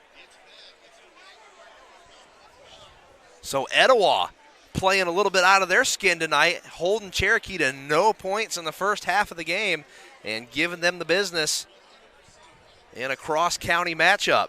Definitely not a score I or anyone else would have predicted. Obviously, Sequoyah has played both of those teams. They were able to come out triumphant over Etowah, but fell short to Cherokee. So it's interesting to see Etowah on top of Cherokee and shutting them out in the first half. Yeah, Sequoyah was able to shut out Etowah in the early season scrimmage. And we all know how the Cherokee game ended. No reason to bring that back up anymore. So good to see Coach Kemper has got the Eagles building a little momentum here as they are all over the Cherokee Warriors in a region game. And a region with less teams. 4th down here for Sequoyah. Trainer going to keep it himself. He finds an edge and then some. He'll convert on the 4th down. Still on his feet and tackled 5 yards past the line to gain. When the game's on the line, winners want the ball, and Matthew Trainer takes the ball to the near sideline and converts on another 4th down for the Sequoyah Chiefs. And that's exactly what we thought they were going to do there. They've been going to that outside edge all night, and it hasn't not worked for them. So I'm really not surprised that they did that, and Trainer was able to get about 5 yards there. 4:40 left to go in the first half. 21-7. Sequoyah moving the ball. Big 4th down conversion there. Sequoyah back under center in that wing T. Hands off to Pie Scores. He's had a big night. He breaks free again. Pie Scores is dragged down after another big gain. So Jack Pie Scores doing yeoman's work for Sequoyah tonight, running the ball. And another big chunk play, and that's a fresh set of downs for Sequoyah. The senior wingback having a big night tonight for the Chiefs. And that's just Pie Scores doing Pie Scores things. I mean, he's always been able to get 10 or 15 yards whenever they need him to. And we've seen that here tonight multiple times already. Red zone now for the Chiefs. Ball on the 17-yard line. Trainer under center again. Chattahoochee loads the box, but they're going to give it back off to Jackson Hancock, who rumbles ahead for a big gain and another first down, a pickup of about 13 yards. And 1st and goal for Sequoyah as that running game starting to wear down the front 7 of this Chattahoochee Cougars team. And Hancock, another guy that's been having a big night, and so far Chiefs are just going pedal to the metal here, picking it up a little bit late in this drive. Ball on the 7, it appears, and they're going to hand it off to Pie Scores again. Pie Scores a big pile. It's still moving forward. Did he get into the end zone? He did. Jack Pie Scores. So Pie Scores 2 touchdowns on the night. 3:43 left to go in the first half. And Sequoyah finding their rhythm in the running game. And Chase, even looking back at Pie Scores' season last year, he had 2 touchdowns all the season last year. So, I mean, just tonight he's matched his total from last year. So he's really been having a great, great senior season, showing what he can do. So we'll try and tack on the extra point, and that one goes up and through the upright. So that makes it 28-7 Sequoyah with 3:43 left to go in the first half. We'll throw it over to some sponsors real quick, and we'll be right back. All right, so first we have All About Health in Woodstock on Highway 92, located in the Publix Plaza. Since 1998, All About Health has been providing knowledgeable service that makes a difference. From vitamins and minerals, herbs to supplements, their extensive inventory fulfills all of our health goals. Find out what separates them from the competition and stop by today. And next we have Ready Mix USA. Ready Mix USA is a proud sponsor of the Sequoyah Chiefs community. As a supplier of industry-leading products and solutions to satisfy the construction needs of our community, Ready Mix USA is honored to help build a better future for Cherokee County and the greater Atlanta area. And lastly, we have Pride Electric. They are longtime supporters and past Chiefs football alumni at Pride Electric. They are proud to remain a part of the Sequoyah family of Chiefs. Sequoyah getting ready to kick this one off after another excellent job of that Chiefs offense. And Jack Pie Scores putting the exclamation point on another offensive drive for the Chiefs.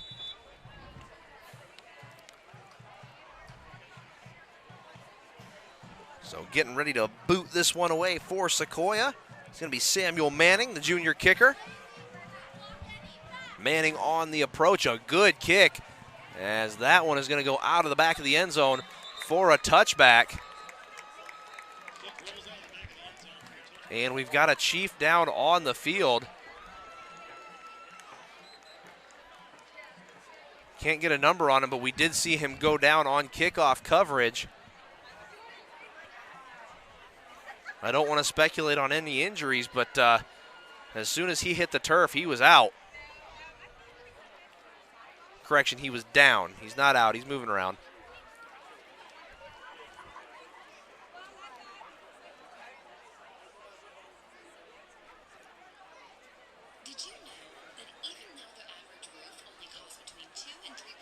And Chiefs not only mixing it up with their offense here tonight, but also mixing it up with their special teams, as we've seen 3 different kickers have a place in tonight's game, with Daniel Cruz, the junior kicker, kicking all of the, going 3 for 3 on, or 4 for 4, excuse me, on extra points so far, with that missed extra field goal, excuse me. And then number 88, Joseph Ryan, the senior kicker, has done all of the kickoffs so far except for Manning on that last one.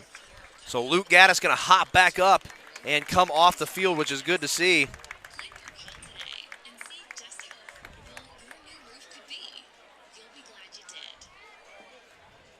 So we'll see that Sequoyah defense come back out. Some scores from around the county. River Ridge pulling a little closer with Centennial, but still trailing 7-6 in the third quarter. That River Ridge offense is just having a hard time getting going this season.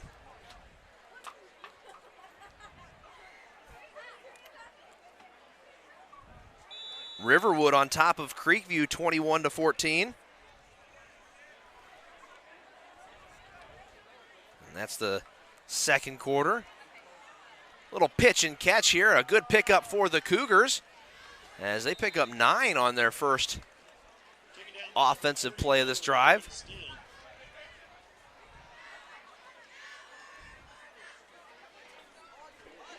That was a good move by that Chattahoochee receiver there. So Godwin with a nice little nifty move there. No, he got the full 10, and that'll move the chains. Steele on the tackle for the Chiefs. 3:30 left to go in the first half. Like we said, Riverwood still on top of Creekview. And, Will, that was one of the things we talked about in the pregame, is that this region is so good that on any given night somebody can beat somebody. And taking off down the sideline is going to be Myers again. So Myers picks up a lot of yards. And he's going to flip the field for the Cougars.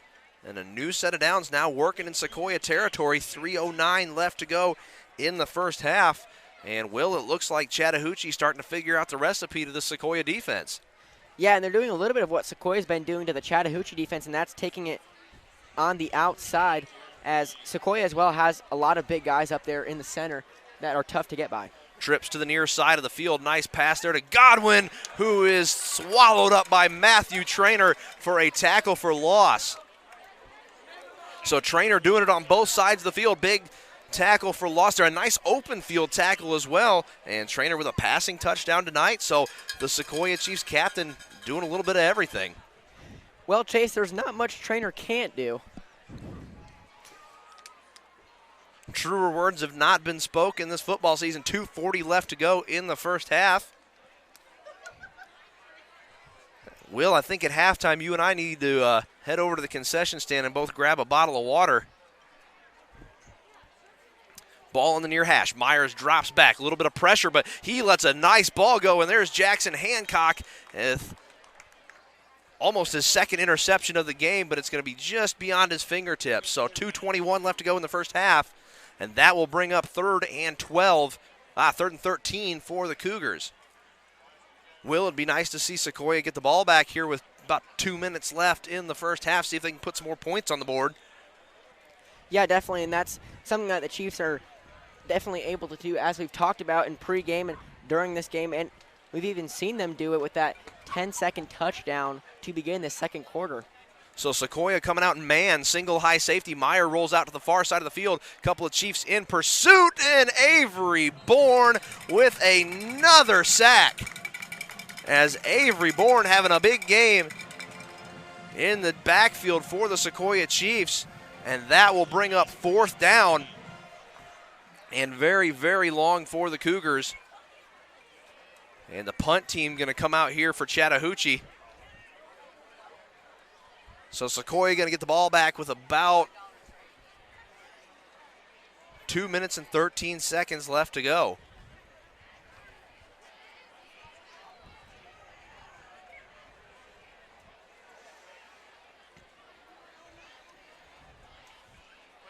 Some personnel changes happening here for the Cougars.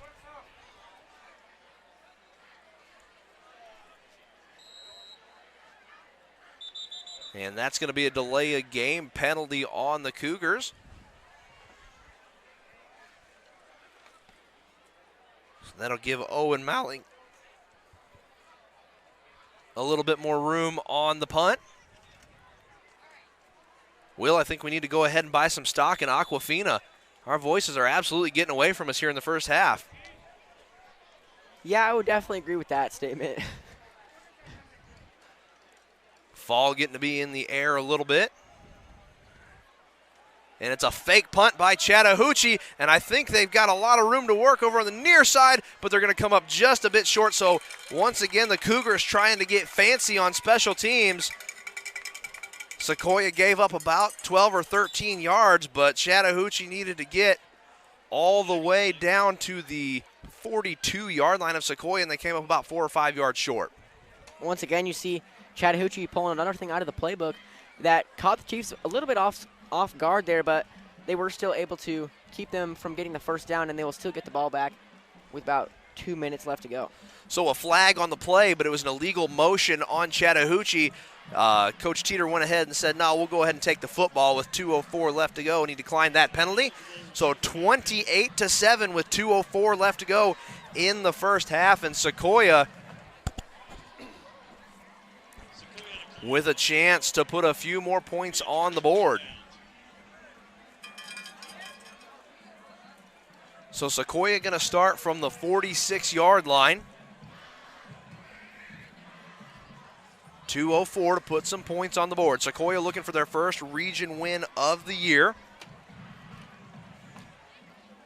as Riverwood and Creekview are both struggling with region opponents right now. The region's so good as Trainer rolls out across his body, fires that one to Pie Scores, and Pie Scores catches that one on the Sequoyah sideline, and that one will move the sticks after a pickup of 13. So Pie Scores not only good at running the ball, he can catch it as well. And Sequoyah in business, a minute 55 left to go, so they pick up 13. They're now on the right side of the field and maybe ran 9 seconds off the board. So, Will, like we were saying, with the region being so good, Sequoyah definitely still has all of its playoff hopes in front of it. Trainer fakes the handoff. He's going to run up the middle as he gets tagged and taken down to the ground after a pickup of 1.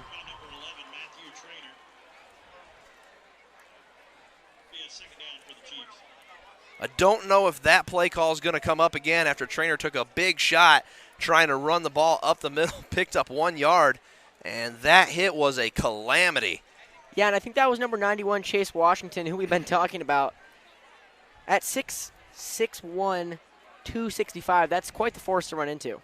That is quite the force to run into. Trainer has a man over the middle, and that one's going to be caught as Jackson Hancock all by himself over the middle of the field, and that is the second passing touchdown of the night for Matthew Trainer.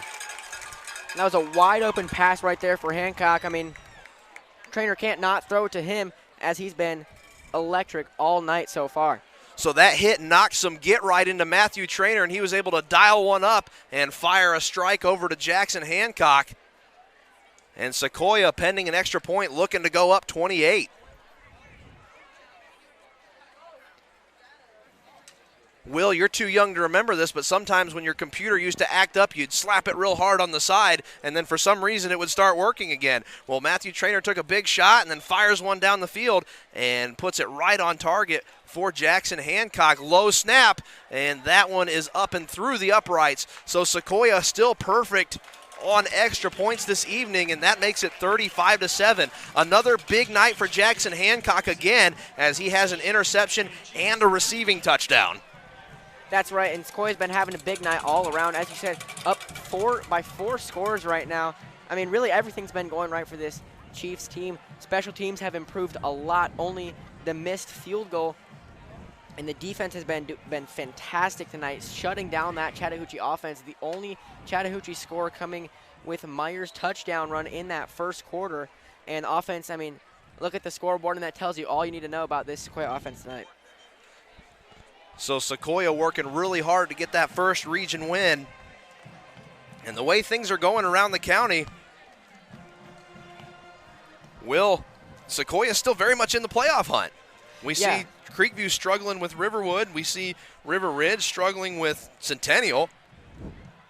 Yeah, and even though Sequoyah's lost to a couple of these teams, I mean, with the teams that they've beating them, I mean, it's really a toss-up.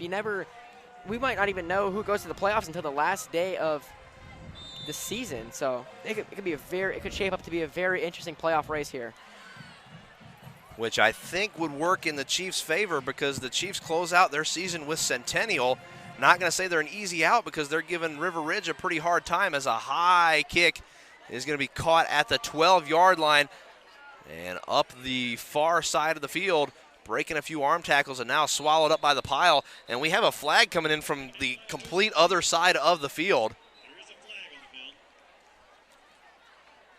So the line judge, who was standing in the end zone opposite of where the play happened, is going to throw a flag with 1:05 left to go in the first half. And we'll see what this is all about. So a block in the back on Centennial, and that on Chattahoochee, and that's going to push them even further back.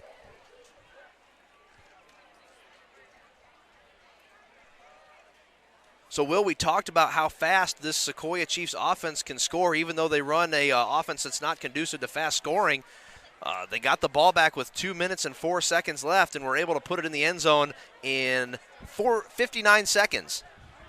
I mean, that's pretty good. A 59-second score, a 10-second score. I don't know how you can argue with that. I mean, if they do make it into the playoffs, that can be something that, I mean, hey, football games can come down to 10 seconds, and if the Chiefs can do that, score a touchdown in 10 seconds, that's going to be a very, very important tool that they can they can use in their playoff run. Another look at the region real quick. Cambridge and Johns Creek at the top end of the region at the moment, all tied up at 17 over at the Coliseum.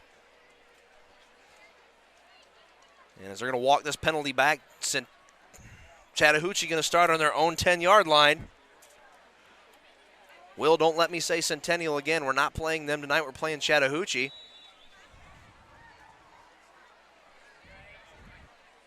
Shotgun formation for Chattahoochee.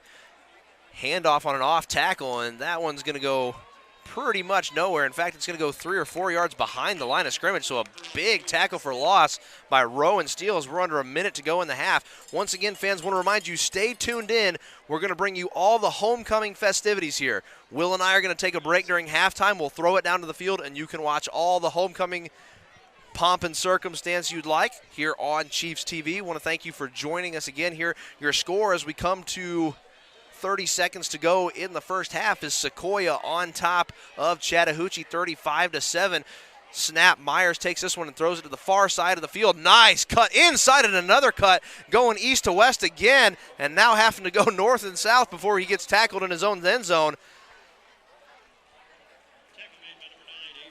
And another tackle for loss by Sequoyah, as I think that Chattahoochee wide receiver might have ran the entire length of the field just to get tackled 6 yards behind the line of scrimmage. But it looks like Chattahoochee going to call it quits for the half as the horn sounds here on the end of the first half of this contest, where Sequoyah on top of Chattahoochee 35-7. So, Will, I think Sequoyah in pursuit of their in pursuit of trying to get their very first region win, 35-7 is probably the best you can hope for. No, yeah, everything, as I was saying, is going, right as planned and right as it should be. We were talking earlier with Max, who's now back in the booth with us, that defense is going to be something, probably the main thing that they needed to work on, and I think, personally, defense is doing the best here tonight. You can't deny 5 scores by the offense, but the defense really, really has been putting it on here against Chattahoochee. Chattahoochee, I believe, scored on their second drive, excuse me. So other than that, they've been held scoreless by the Chiefs. So Sequoyah's been doing a great, great job here tonight. So, Max, I think as Chief fans, one thing that we can say is Sequoyah's having a hard time running it up the middle, but up 35-7, you can't run it up the middle. I think you take that, 365 days out of 365. Yeah, definitely. Even though they had a hard time running up the middle most of the time, they had a lot of short runs. They had that huge run with Jack Price scores right to the side, and they had a lot of great rushes that got almost 10 yards. But I think, when you can't get that, you have Jackson Hancock running up the middle for a 30-yard touchdown. So you can't stop this Chiefs offense right now. So I don't know how this Chattahoochee defense is going to adjust in halftime, but it's going to be interesting to watch. Yeah, we've definitely seen Sequoyah be multifaceted on the offense tonight. Passing touchdowns, rushing touchdowns. Pie Scores has really had a fantastic game, and so has Jackson Hancock. Matthew Traynor, being the field general of this offense, is always going to have a good game. He's a supreme athlete, plays both sides of the field, has tackles for loss and touchdowns as the quarterback tonight. So Sequoyah really firing on all cylinders. Just that up-the-middle running game not being able to do a whole lot for them. Gentlemen, we're going to go ahead and take a break here. Max, I want you to come back probably about 5 minutes before we go back to the ball game, because I want to break this down a little bit more. But the homecoming festivities are starting down on the field, and we want to go ahead and throw that down to the field so everybody can see that. So, boys, thank you, and we'll see you right back here at the beginning of the second half.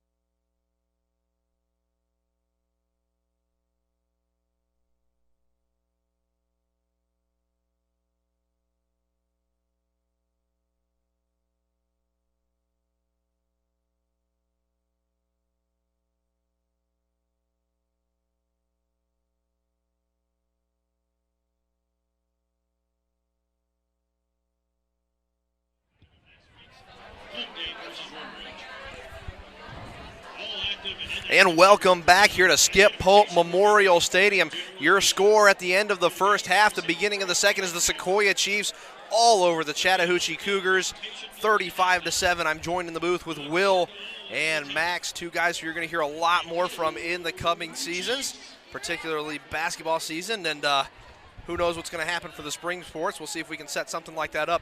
Max, give us the rundown of the first half, man. Well, it was really dominated by Sequoiah's offense, and their defense really came up and made some crucial stops. I personally thought after those first three drives where they it was 14-7, but after that interception by Jackson Hancock, I thought it was going to be a shootout, but then Sequoyah really turned the whole table of the game after that. Yeah, and I really agree with what you're saying, Max. I mean, going back to looking at their records, Chattahoochee is 1-5, and Sequoyah being 2-4. Similar records there, so we did think it was going to be a little bit of a tighter matchup record-wise. But yeah, I think after that Jackson Hancock interception, that kind of turned the tide of the game a little bit in the Chiefs' favor, and Chiefs really haven't really let up the foot on the gas pedal since then. Here comes the Chiefs now. I'm looking forward to seeing what the run game does. Like Chase and Will were saying earlier, the Chiefs couldn't do anything up the middle. I'm looking for some better O-line openings up the gut, and hoping for some increased run production on the ground. Yeah, and that 6'1", 265 senior Chase Washington has been a force that Sequoiah's have a little bit of difficulty getting by. They were getting to them a little bit in the late first half, but during the early parts of that first half, Sequoiah was having a very difficult time getting up the middle, but they were having a lot of success going out wide, and that's how they scored most of their touchdowns. Yeah, and I think one of the things that we've really seen from the Sequoyah Chiefs defense on that side of the ball is the defensive line play. We've seen Ty Moores and Avery Bourne really getting back after the quarterback, and even Brady Curl's been getting in there quite a bit. This new 3-4 defense, they've got some really good defensive linemen, particularly on the edge, and they're doing a really good job of getting back there and causing Myers to have to ad-lib a lot of plays. Yeah, and I think Isaiah Sanders has been another name that's been had a very good performance so far tonight. They've been able to just read those Chattahoochee plays out of the gate and jump on those opportunities to get through the Chattahoochee offensive line, and they're not wasting them. They've gotten multiple sacks so far tonight. So, guys, I want to jump into some local scores real quick, particularly in our region. Riverwood on top of Creekview, 28-14. So, like we were talking about, this region very, very loaded. Another score that is pertinent to what we have going on here at Sequoyah, the Centennial Knights are all over the River Ridge Knights, 14-6 in the third quarter. I can definitely say that's something that I was not expecting. Yeah, definitely. I was expecting River Ridge to be all over Centennial, but trailing by a touchdown and a 2-point conversion are the River Ridge Knights, the Centennial, who's 1-5 on the season. So River Ridge really having a hard time getting that offense going, but we've seen that happen with River Ridge a couple of times already this year. Yeah, we play those last two teams at the end of the season. I think this game is going to be that River Ridge and Riverwood game is going to be telling a lot. River Ridge Centennial game is going to be telling a lot.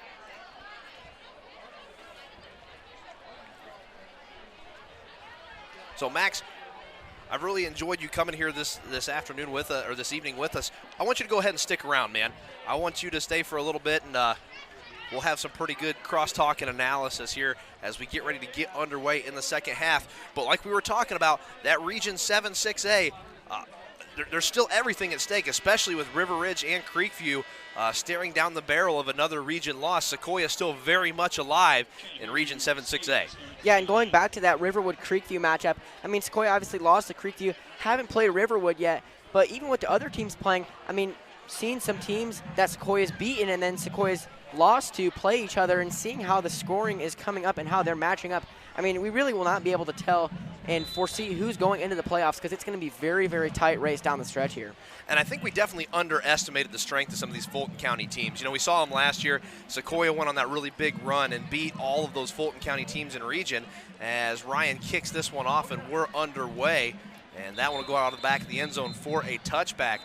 One of the things that I think we may have underestimated was the strength of these Fulton County teams. I mean, Cambridge, Johns Creek, they both have come on really strong. In Riverwood, I think there's a legitimate chance here, especially looking at how these Riverwood games play out, that there may only be room in this region for one Cherokee County team.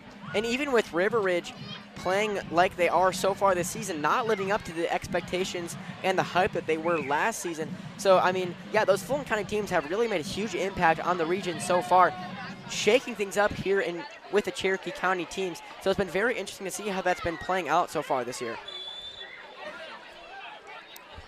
So Chattahoochee going to start this half with the football, trailing 35-7. We'll see if Sequoyah can keep up that defensive pressure. Wide receiver in motion. He's going to take the pass in the backfield, cuts up the near side, and he's going to be tackled after a gain of 9 yards. So a good start to this offensive possession. But we've got some laundry on the field. Godwin with an excellent reception and run after the catch, but we'll see what the hanky says. And Chase, something that Chattahoochee struggled with in that first half was going too quickly to those passing plays. They were just going right out of the gate to the play, and that forced them to drop a few passes early in that first half and even late in the first half. So that'll be something that Chattahoochee will be looking to get rid of this half so that they can get out of the playbook quicker. So holding the call on the Cougars, and that'll push them back and negate a very big first play for them on the opening drive of the second half, as they are currently working out of a 28-point hole. Sequoyah on top 35-7, and that will turn it into 1st and 20. Got to get to the 30, ball on the 10-yard line after the walked-off penalty. Shotgun, 2 wide receivers on each side. Rolling out of the pocket again is Myers, and Myers once again swallowed up in the backfield. Saw the big number 7 of Isaiah Sanders in on the play, and it looks like another sack for Avery Bourne, who, fellas, has just been wreaking havoc in the backfield this evening. Yeah, definitely. Avery Bourne had some huge hits in the first half. I'm excited to see what him and Ty Moore do on the line this evening. And the rest in the second half. And they're getting close to a safety right here. They better be careful. Chattahoochee playing deep in their own side of the field, in the shadow of their own end zone. Trainer out on an island playing corner. We have seen Sequoyah playing man on these Chattahoochee receivers all night, going with that single high safety look. Trainer going to cheat over, snap taken, and they're going to go with the safe play and hand this one off the middle, up the middle, hand it off up the middle. And that's going to be Joseph Eben, who gets them a little bit of breathing room, but they're still on their own 6-yard line. Got to get all the way down to the 30. And Avery Bourne was a name that we didn't mention coming into this second half, but he was a player that did have a couple good tackles in the first half, so he'll definitely be a captain on that Sequoyah defense, along with Isaiah Sanders, Brady Curl, as we've been saying. So they've been really making some great plays here tonight. Certainly in the running for defensive player of the game, as he has been all over Myers' case this evening here at Skip Pope Stadium. Myers takes the snap, rolls back into his own end zone, and he's going to have to throw this one away, but there was nobody over there. And there's a flag down on the field in the end zone, and that is definitely in the area of intentional grounding. Every time he gets in trouble, he just flicks it away a little bit. If that occurred in the end zone, that should be a safety. And it is a safety, so Sequoyah picks up an extra 2. Intentional grounding or any offensive penalty in their own end zone going to result in 2 points. So Sequoyah on Chattahoochee's opening offensive drive is going to pick up 2 points, and now they're up by 30 with 10 minutes and 5 seconds left to go in the third quarter. So Chase and Max, I think we just witnessed a little bit of Chiefs TV history before. I think that's the first safety we've ever called on here. They didn't even have a graphic for it on the scoreboard, so how about that one? Yeah, that's if you're a Chattahoochee fan, that's not what you wanted. But as a Sequoyah fan, you were rooting for your defense to come out and continue to play the way that they were in the first half. And guys, Avery Bourne once again in pursuit of Myers, chasing him down from behind. Myers tried to get one away, but got called for the intentional grounding. If he'd just went ahead a yard and fell down, you know, they still had a prayer at punting it out of their own end zone. But now 2 points for the Chiefs, and they get the ball back. And something to notice is that is not Meyer's first intentional grounding call. That's his second one of the night. And that's also not the first time he's thrown the ball away to what seemed like there was no receiver there. So he's having a little bit of trouble connecting with his receivers early into the play, and Chiefs have been doing a great job of keeping that pressure on quick and early. And the kick is going to go to Trainer. He's going to watch it take a funny bounce. He'll pick it up at the 25-yard line. He's got some room up the middle of the field. Now tries to cut back out to the other side. And another big collision as he is run into on the kickoff return. And an excellent hit there by Darian Long. As Trainer got popped on the free kick. And Sequoyah going to take over on the 34-yard line. Boys, remember the last time that Matthew Trainer got popped like that, it was by Chase Washington. In the exact next play, he threw a touchdown to Jackson Hancock. So let's see if that gets the coordinates back on track for Trainer and he can fire another dart for a Sequoyah touchdown. Yeah, let's see if they can get that running game going, unlike how they were doing it in the first half. So first team still trotting out onto the field. Sequoyah up by 30, 37-7. 9:57 left to go in the third quarter. Trainer going to roll out, finds Hancock on the near sideline, and Hancock got a lot of room and a big pop along the Chiefs sideline as Hancock introduces himself to Tajay Rogers. And there's Hancock with another 10-yard run there. Hancock and Pie Scores have been back and forth with those 10 to 15-yard runs, moving those Chiefs down the field nice and quickly so far in this second half. And a flag comes in as Sequoyah is going to the line of scrimmage, and Chase Washington pleading his case to the officials. Not sure what happened there, but something must have been said. Yeah, that flag came very late in between plays. Well, it came from the back judge too, so unsportsmanlike conduct from the referee who was behind Sequoyah's huddle on one of the Chattahoochee players. So boy, he must have been saying it loud and proud with 9:49 left to go, and that will move Sequoyah all the way up to the 35-yard line. And it looks like Washington going to the sideline And that's might be getting subbed off, so Chiefs might look to go up the middle here now that he's out of the game, at least for this play. Well, I think Coach Malone just wants to go ahead and talk to him and get him back in the right state of mind. I'm not sure what he must have said because the referee on the other side of the field threw the flag, so it must have been pretty loud, and we've got a whistle here before the play even really gets going. I think that was the ref blew the whistle to let them know when to start, but they started on the whistle. Gotcha. Well, everybody's set now, so we'll go ahead and take another crack at it. Sequoyah going to make some offensive adjustments as I think that's Ashton Hunt checking into the game for the Chiefs. It is the senior wide receiver sporting the number 83. 1st and 10 for Sequoyah on the 35-yard line, and they are on the scoring end of the field. Wright goes in motion. Hancock takes the handoff from Trainer, and I don't think he got anything on that one. Might have got back to the line of scrimmage. So Sequoyah does try to go up the middle there, but it looked like he was tripped up a little bit before he was able to get going. So Washington back in the game after a quick conversation with the head coach, which is good to see because he's had a fantastic night for Chattahoochee. He's been plugging all those gaps up and really the only defensive stalwart for the Cougars, and we've got another whistle. And illegal substitution on the Chiefs. Illegal substitution on the Chiefs. And so like the second quarter, the third quarter taking a very long time to get going as well. 9:15 left to go in the third, 37-7. That'll move the Chiefs back 5 yards.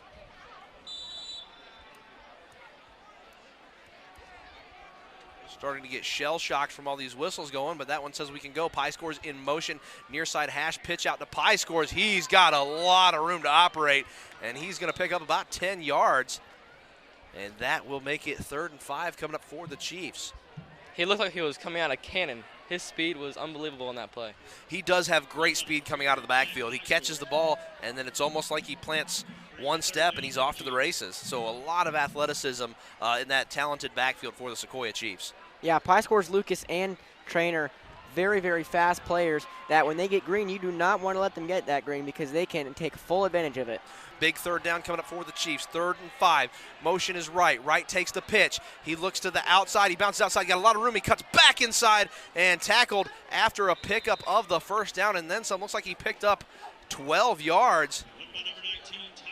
So that's Tyler Bell on the run, as Tyler Bell converts on 3rd down for the Sequoyah Chiefs. And Sequoyah once again in Chattahoochee's red zone on the 19-yard line. 2 wide receivers out to the far side of the field, as Ashkin Hunt going to be the slot man, Trainer under center. 1 running back behind him and a wing back to the other side. Pie scores in motion now, and he's going to hand this one off up the middle to Lucas, and Lucas picks up 6 yards. Yeah, and they spot him 5 yards, so a big pickup on 1st down for the Chiefs. the up the gut run game now. 6 yards. 6 yards up the gut. Washington looks like he's getting a little tired. Might be a little bit shocked after getting that penalty. Looking to cool it down, but let's see if they can keep up the run game up the middle. 7:40 left to go in the 3rd. Once again, motion that looks like Bell. Rolling out his trainer. He has to stutter step. Finds a man open and in the end zone for a touchdown, Sequoyah Chiefs. As Cruz Wright picks up his first receiving touchdown of the night. And that's 3 passing touchdowns for Matthew Trainer, captaining what should be a run-heavy offense. Yeah, and that's just the game it's been so far tonight. Chattahoochee and Sequoyah both pulling different things out of the hat and the playbook tonight, changing it up a lot. I mean, obviously you saw the Chattahoochee onside kick. You saw them fake a punt. You've seen the Chiefs go to that passing game a lot tonight. So it's been a different game here for the Sequoyah Chiefs. And we've got another whistle on an extra point attempt.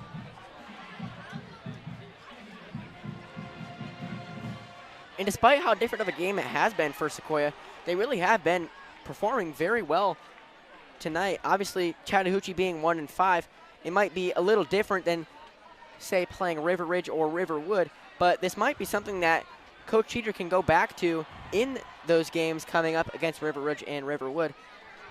Offside's the call on the point after attempt. Coach Cheater going to go ahead and decline it, so they'll take another crack at the point after. Trying to go up 44-7. Good snap. Kick is up, and that one is through the upright. So Sequoyah continues that perfect streak of extra points. So 44-7 here. Sequoyah on top of Chattahoochee with 7:29 left to go in the 3rd quarter. Take it away, Max. Yeah, so the score might not represent it, but I think that I'm excited to see what Myers can do the rest of the game. I've seen some of his scrambles outside the pocket. One time he scrambled to the left and threw a ball about 30 yards down the field. It might have not been caught, and they might have only scored 7 points the first set. But I think Myers is a true bright spot on this Chattahoochee offense. I'm excited to see what he can try to form in the second half. And I definitely agree with you, Max. I have been comparing Myers a bit to Trainer so far tonight. I mean, Myers and Trainer both able to, as Chase said earlier, make something out of nothing and do it themselves if they don't have anybody open. And that's something, again, that you really would like in a quarterback, and a highlight for the Chattahoochee offense for sure. River Ridge finally cracks it open on Centennial as they are now up 28-14. Cherokee just scored on Etowah, making it 13-7. We're getting ready to kick this one back off. And another low line drive kick going to be taken at the 5-yard line. Traveling up the far side of the field, a little bit of room. We're going to be tackled at the 25, so a decent return there for the Cougars. Sets them up with all right field position. Yeah, I'm glad our special teams is doing good right now. And they've been doing good all game, not letting the kick returns go more than about 30 yards. Guys, Riverwood putting the absolute hurting on Creekview, 35-14. River Ridge finally breaks it open on Centennial, but Creekview getting taken to the woodshed by Riverwood. Yeah, I'm not sure what quarter that game's in, but it's been Creekview 14 for a minute there, so Riverwood's really been showing their dominance as one of the best teams in this region so far. So back to the matter at hand, shotgun formation, empty backfield, 5 wide receivers, and another throw to Godwin in the flat. He's got a lot of grass around him, and he's going to pick up a solid 7 yards. I think Tyler Bell was held on that play. So we've got some laundry on the field apparently. Bring up a 2nd and short for Chattahoochee. As Brent Buddy being a little animated with the officials. Holding against Chattahoochee. So it will be a holding call against the Cougars. Good eye there, Max. 7:14 left to go in the 3rd quarter. Chiefs 44, Chattahoochee 7. And something that we haven't talked about a bunch so far, but that's kind of been a big factor for Chattahoochee, is that they've been getting a lot of penalties tonight, especially on their offense. When they had a couple intentional grounding calls, I believe that's not their first holding call, so that's been something that's been holding them back and not being able to get over that 7-point hill that they have been in since early in the 1st quarter. And, you know, guys, starting to see some new numbers on the defensive side of the ball. So got to think Coach Teeter is calling off the dogs here. Yeah, they're up 36 points. So I can understand why. Pass incomplete, but Hancock still on the field for the Chiefs. He's playing safety, and he's able to step in front of the Myers pass, as that one was intended for DJ Avery. Listed as a freshman on the Chattahoochee roster, so maybe big things coming down the line for Avery at Chattahoochee. So it looks like they've got Hancock back playing single high safety just to help some of these younger defensive backs in case they get in a tight spot against some of these varsity receivers for Chattahoochee. But Sequoiah's defensive line taking down Myers in the backfield again. Can't catch the number on the Sequoyah Chiefs player. That was Patrick Byrne. And Patrick Byrne getting some defensive line action as he picks up his first sack of the night, and that'll make it 3rd and forever. His dad usually sits right in front of us, but for some reason he walked away and his son got a sack. He's been on me every time we come out here. Maybe Patrick's gonna get to play tonight. Maybe Patrick's gonna get to play tonight. He gets a sack and he's not here for it. I'm gonna have to give him a hard time later on.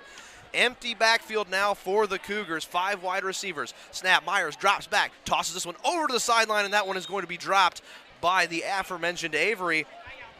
And that will bring up 4th and a very, very long way for the Cougars. And now we're going to get to see the offense again for Sequoyah.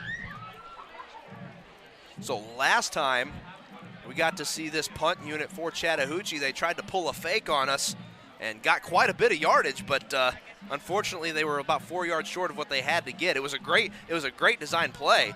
They ended up picking up about 12 yards. Unfortunately, it was like 4th and 17. Yeah, similar situation here, 4th and, quite a bit. It looks about 15 or 17 like you were saying, even like the last drive, but I'm not sure if they're going to do that with a little bit different field positioning last time. They were a little farther up the field. That's not something they're going to want to do with the Chiefs scoring a safety last time. So Trainer back, standing on the arrowhead to receive the kick. He'll take it at midfield and be tackled immediately after a pickup of maybe 1 or 2 yards.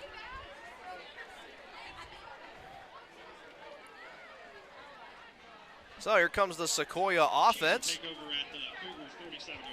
We saw some new players on defense coming in. Let's see if we see some new players on the offensive side of the ball. Yep, I see Alex Conti down there in the huddle. So it looks like the ones are going to get a little bit of rest coming up. You know, we saw them keep Matthew Trainer and Jackson Hancock on the field just kind of to help out those younger defensive backs, just in case they got in a tight spot. But it looks like it's the Conti show coming out of the huddle.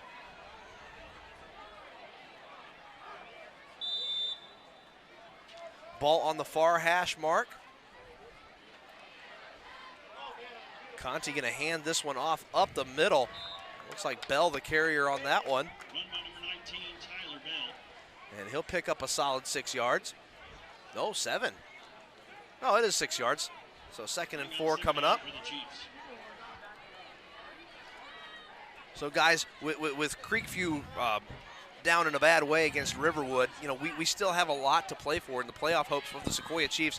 Still very much in front of them. Conti going to roll out and try to pass it himself. He finds a receiver over the middle.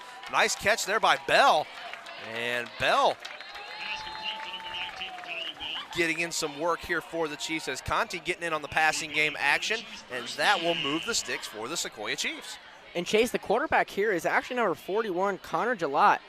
And I believe Conti has changed to a receiver. I was talking to him earlier, so I think that Gillette is not taking it. He's 41, Conti's 14, so, I mean, they look very similar, but.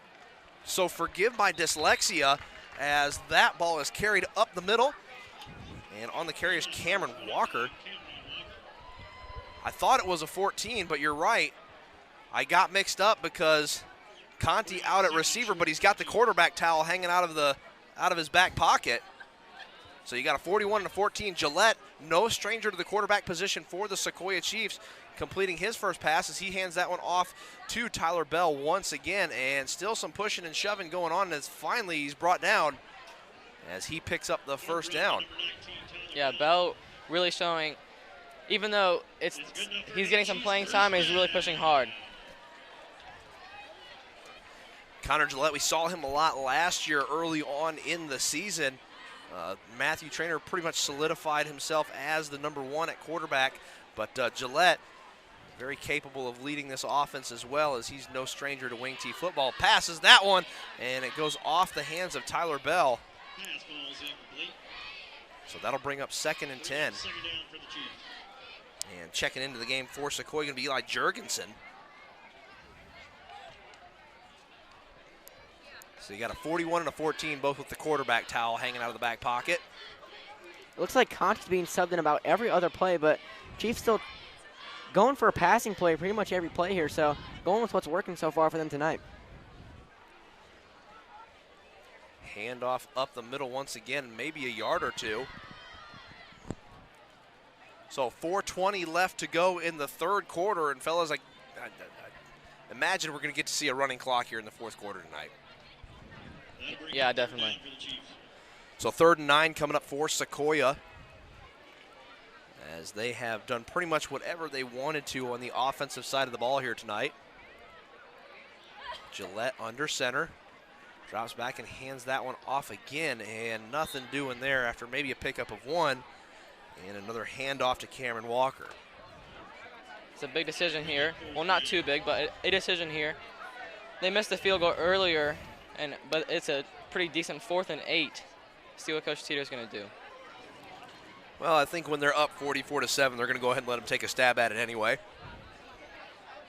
I would say you're probably right. That missed field goal was from a similar position here, but, I mean, 4th and 8, I don't see why they shouldn't go for it. So ball on the 16, that makes it a 33-yard field goal. So they've already missed from 30 tonight. Let's see if they can knock a 33-yarder through.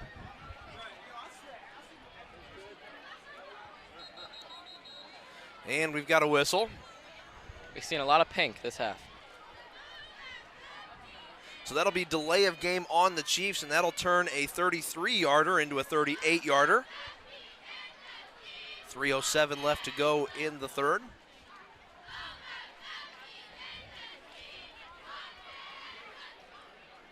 Cruz can kick. Come on, Cruz. You can kick this one through, bud. 38 yards. It's nothing. Been blasting extra points through all night. This is just a little bit longer extra point. Snaps a little high. It's pulled down pretty quickly, and that one's going to be blocked by Chattahoochee. And that one will be recovered by the Cougars at the 33-yard line. So special teams woes continue for the Sequoyah Chiefs. So, the Chattahoochee defense finally got something going. Well, Sequoyah's been having some issues on the field goal units, and special teams has kind of been one of their bugaboos this season, and I don't know what it is about them. Yeah, one game we saw that especially in was the Johns Creek game. I mean, I think they missed three extra points, and then I think 1 or 2 field goals as well as a blocked punt in the end zone. So that did not turn out very well, and they also had that punt return. So it really was not a good game for special teams, that Johns Creek game. However, they have, I mean, despite the 2 missed field goals, they have been doing a lot better tonight so far, with Cruz going 4 for 4 or 5 for 5 on extra points. Myers hands this one off again, and a host of Chiefs take down Godwin in the backfield. They're going to say he crossed the line of scrimmage for a yard, but it was a short yard if he did. Yeah, there was an army of Chiefs that came after him. And that's been the story so far tonight. I mean, you got Avery Bourne, you got Isaiah Sanders, Brady Curl. I mean, as soon as the ball is snapped, we just have a swarm of Chiefs getting ready to stop that quarterback and any plans he has for his offense. So shotgun formation once again for the Cougars. One running back, that's Godwin. Myers finds a receiver over the middle of the field. Ooh, a big tackle there on a big guy as that one is hauled in by the Cougars' Duncan Hogg. That is the most appropriately named young man. He is an absolute monster. He looks like he'd be a hard one to take down, but pretty good job there by the Sequoyah defense to get him down, even though it's a first down for the Cougars. Nice pass there by Myers and a flip ahead to Hogg.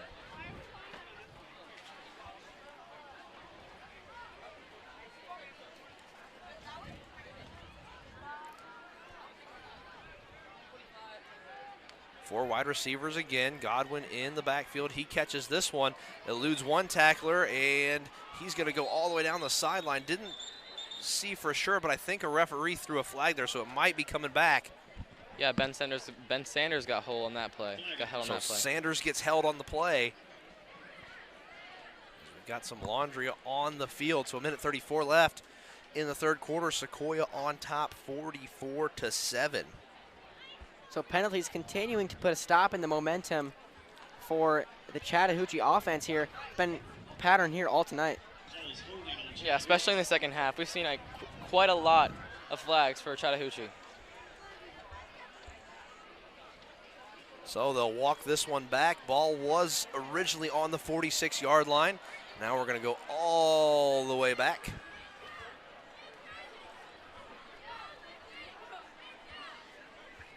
To the 32.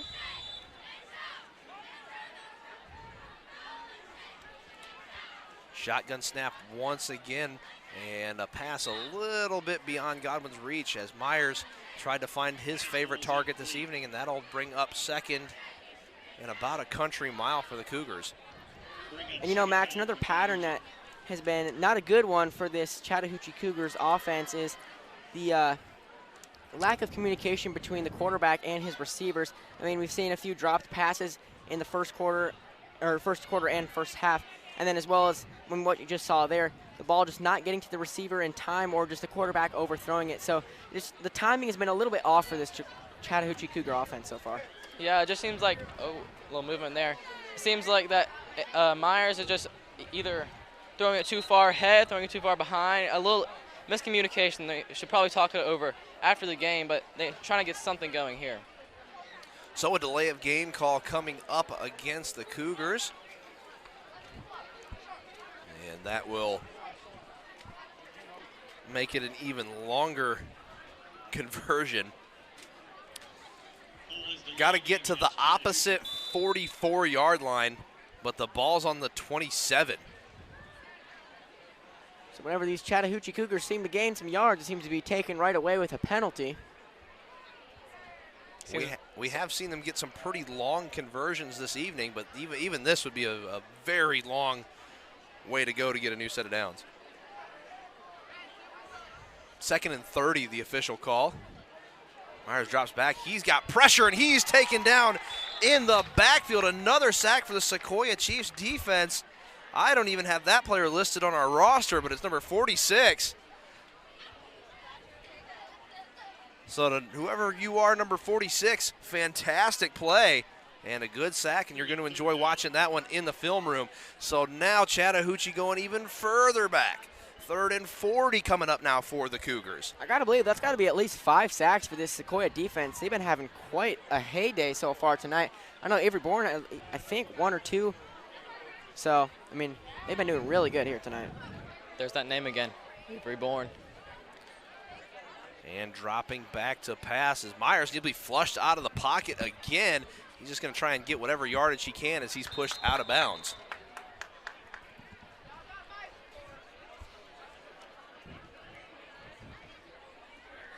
So 30 seconds left to go in the third. We're going to do something a little different here tonight, Chiefs fans. Want one of the things that we try to encourage here on Chiefs TV is some of these younger guys to not only get some reps on the field, but in the broadcast booth as well. So once we hit the fourth quarter, I'm going to go ahead and turn it over to you guys, Will and Max, and you guys are going to take us home. How's that sound? Sounds like a plan. Sounds great. Let's do it. So 30 seconds left to go in the third quarter of what's been all Sequoiah's game, 44-7 here on homecoming night at Skip Pope Memorial Stadium. Fourth and about 22 after at one point was 3rd and 40. Hard to believe that you pick up 18 yards and you're still 22 yards behind the sticks. And we'll make that about 17 yards behind the sticks now as one of the Chiefs crashed through the line a little early. As Hancock going to go ahead and check out of the game for the Chiefs. Coming in his place is going to be Nathan Pruitt. No, a false start on the Cougars. So we'll go back to 4th and 27. Those pre-snap penalties have really eaten their lunch here this evening.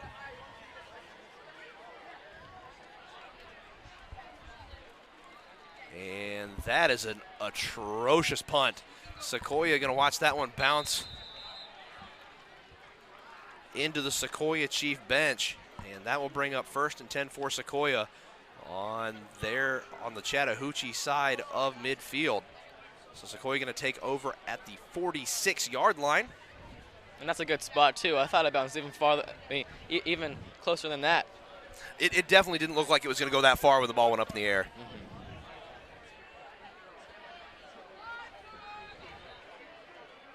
So 1st down and 10 for Sequoyah.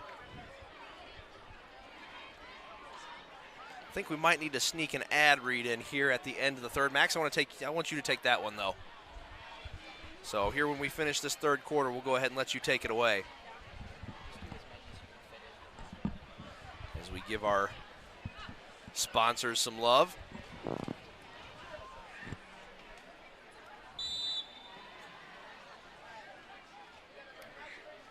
Gillette under center. Takes a snap, going to hand this one off to Tyler Bell again. And maybe picks up 2 yards after crashing through the line. So that should do it here for the third quarter of play. Your score from Skip Pope Stadium, the Chiefs leading the Cougars 44-7 here on homecoming evening. Guys, it has been a pleasure. I'm going to step away except for a few maybe analyst comments, but the show's all yours. It's been a pleasure being here tonight, and I'll let you guys take the fourth quarter, and I'll give us the send-off. Sounds good. All right, time for some ads. Ladies and gentlemen, please recognize our sponsors. Pride Electric. Longtime supporters and past Chiefs football alumni at Pride Electric are proud to remain part of the Sequoyah family of Chiefs. All About Health in Woodstock on Highway 92 in the Publix Plaza. Since 1998, All About Health has been providing knowledgeable service that makes a difference. From vitamins and minerals, herbs and supplements, our extensive inventory fulfills your health goals. Find out what separates us from the competition and stop by today. Next up is Property Masters, proudly servicing the Southeast since 1996. Property Masters team of experts provides the broadest range of landscape services to make your home's outdoor spaces beautiful and functional. And Max, coming out of the huddle, we got some people who we don't usually call on getting some reps here. Alex Conti, Walker Beck, Will Reevy, Ben Sanders. So some guys who usually be on the bench getting some reps here on this defense. Ben Sanders usually plays DB, but on the offensive side of the ball now, 2nd down and about 8, a pitch, and he gets walloped after about 4. That hit will be by number 42, Lawton Cox for Chattahoochee.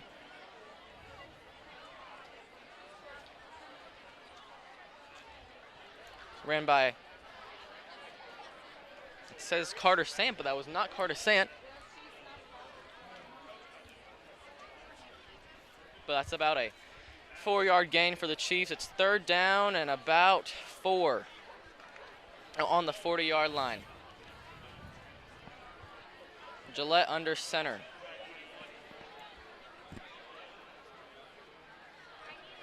A handoff. And he might have gotten enough for a first. And they do give it to him. That'll be a handoff to number 40, Javon Salazar. He'll get a run up the middle. It's going to be a first down for Sequoyah Chiefs at the 36 of Chattahoochee. It looks like Salazar was able to get past Chase Washington there, so congrats to him, his first rep of the game, and he was able to get past the big guy. First down, a big handoff and a big run for the Chiefs, and that's going to be about a 5-yard gain to Cameron Walker. Second down and 5 on the 31 for the Sequoyah Chiefs. So younger guys showing so far that they can still get some work done without their veteran varsity players. Yeah, if you're a Chiefs fan, this has to be giving good signs. It's going to be a run up the middle on second down. He's going to fall forward for about 4, just in front of the first down marker. It's going to be 3rd and 1. I think that was ran by Eli Jurgensen, number 36. It's 3rd down and 1 for the Chiefs on the 27. Getting close to the red zone here.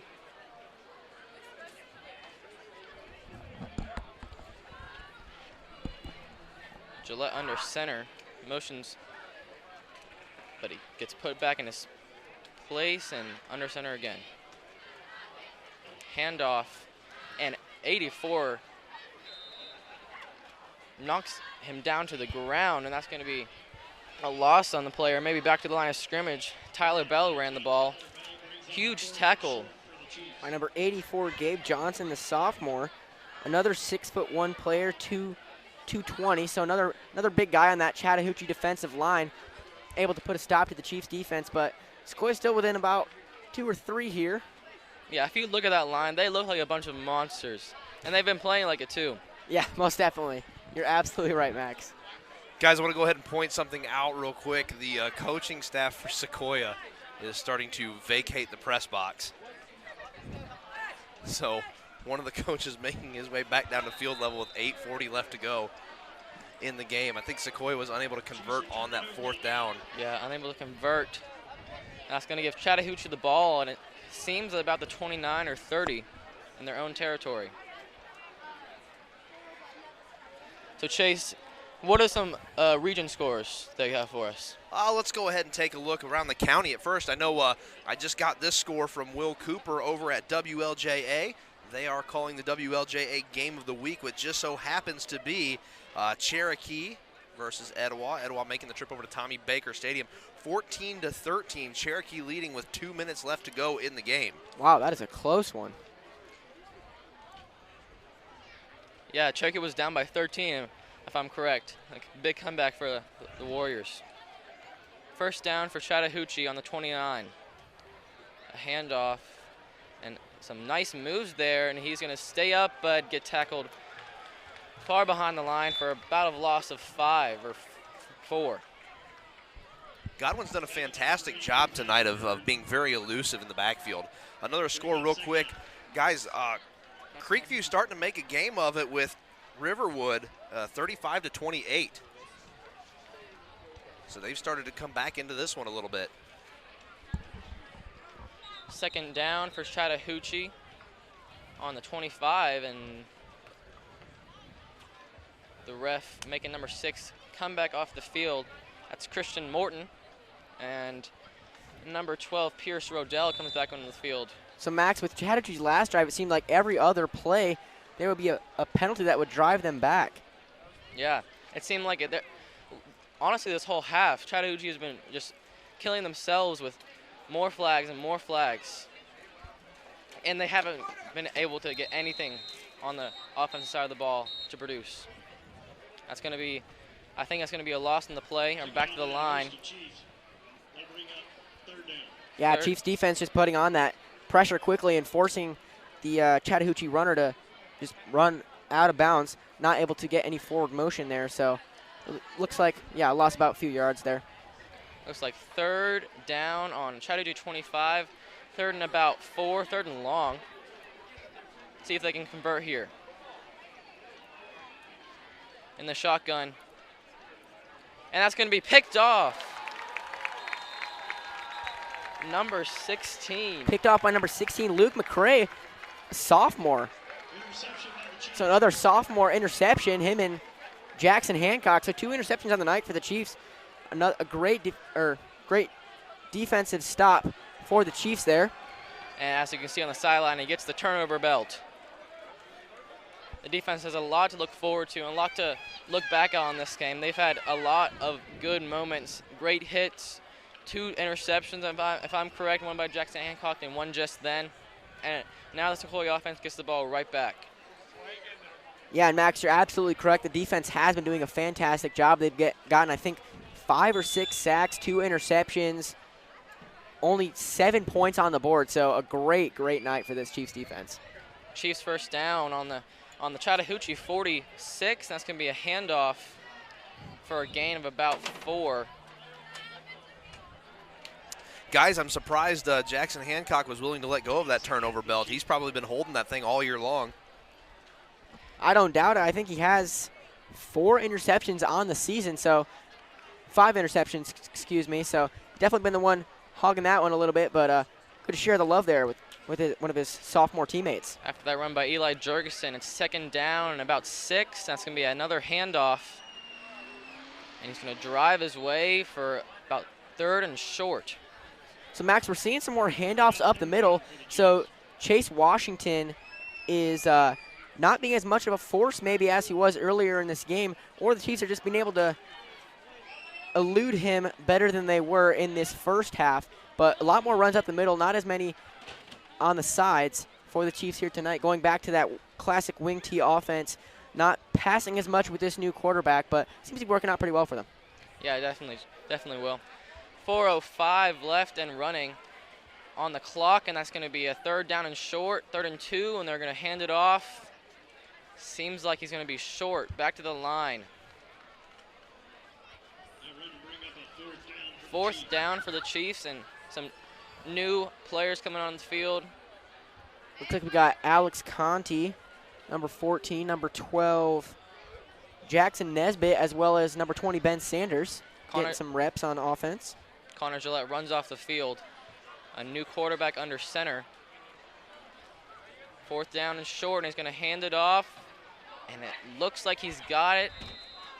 The running back might have gotten it. I think he's about there, Max. I think he is. Number 40. Yeah, it looks like the spot him 1 yard past. So Jackson Nesbitt, the starting JV quarterback, getting a big 4th down conversion there for the varsity team. Yes, definitely. That's going to be another 1st down for the Chiefs. With 3 minutes left, it's going to be about the 37-yard line of Chattahoochee. And once again, getting close to the red zone. 1st down and 10 on the 37 under center. Another handoff. Tyler Bell trying to get something. Tackle behind the line. The quarterback in there is Jackson Nesbitt under center. Handed off to Tyler Bell for about a loss of 2.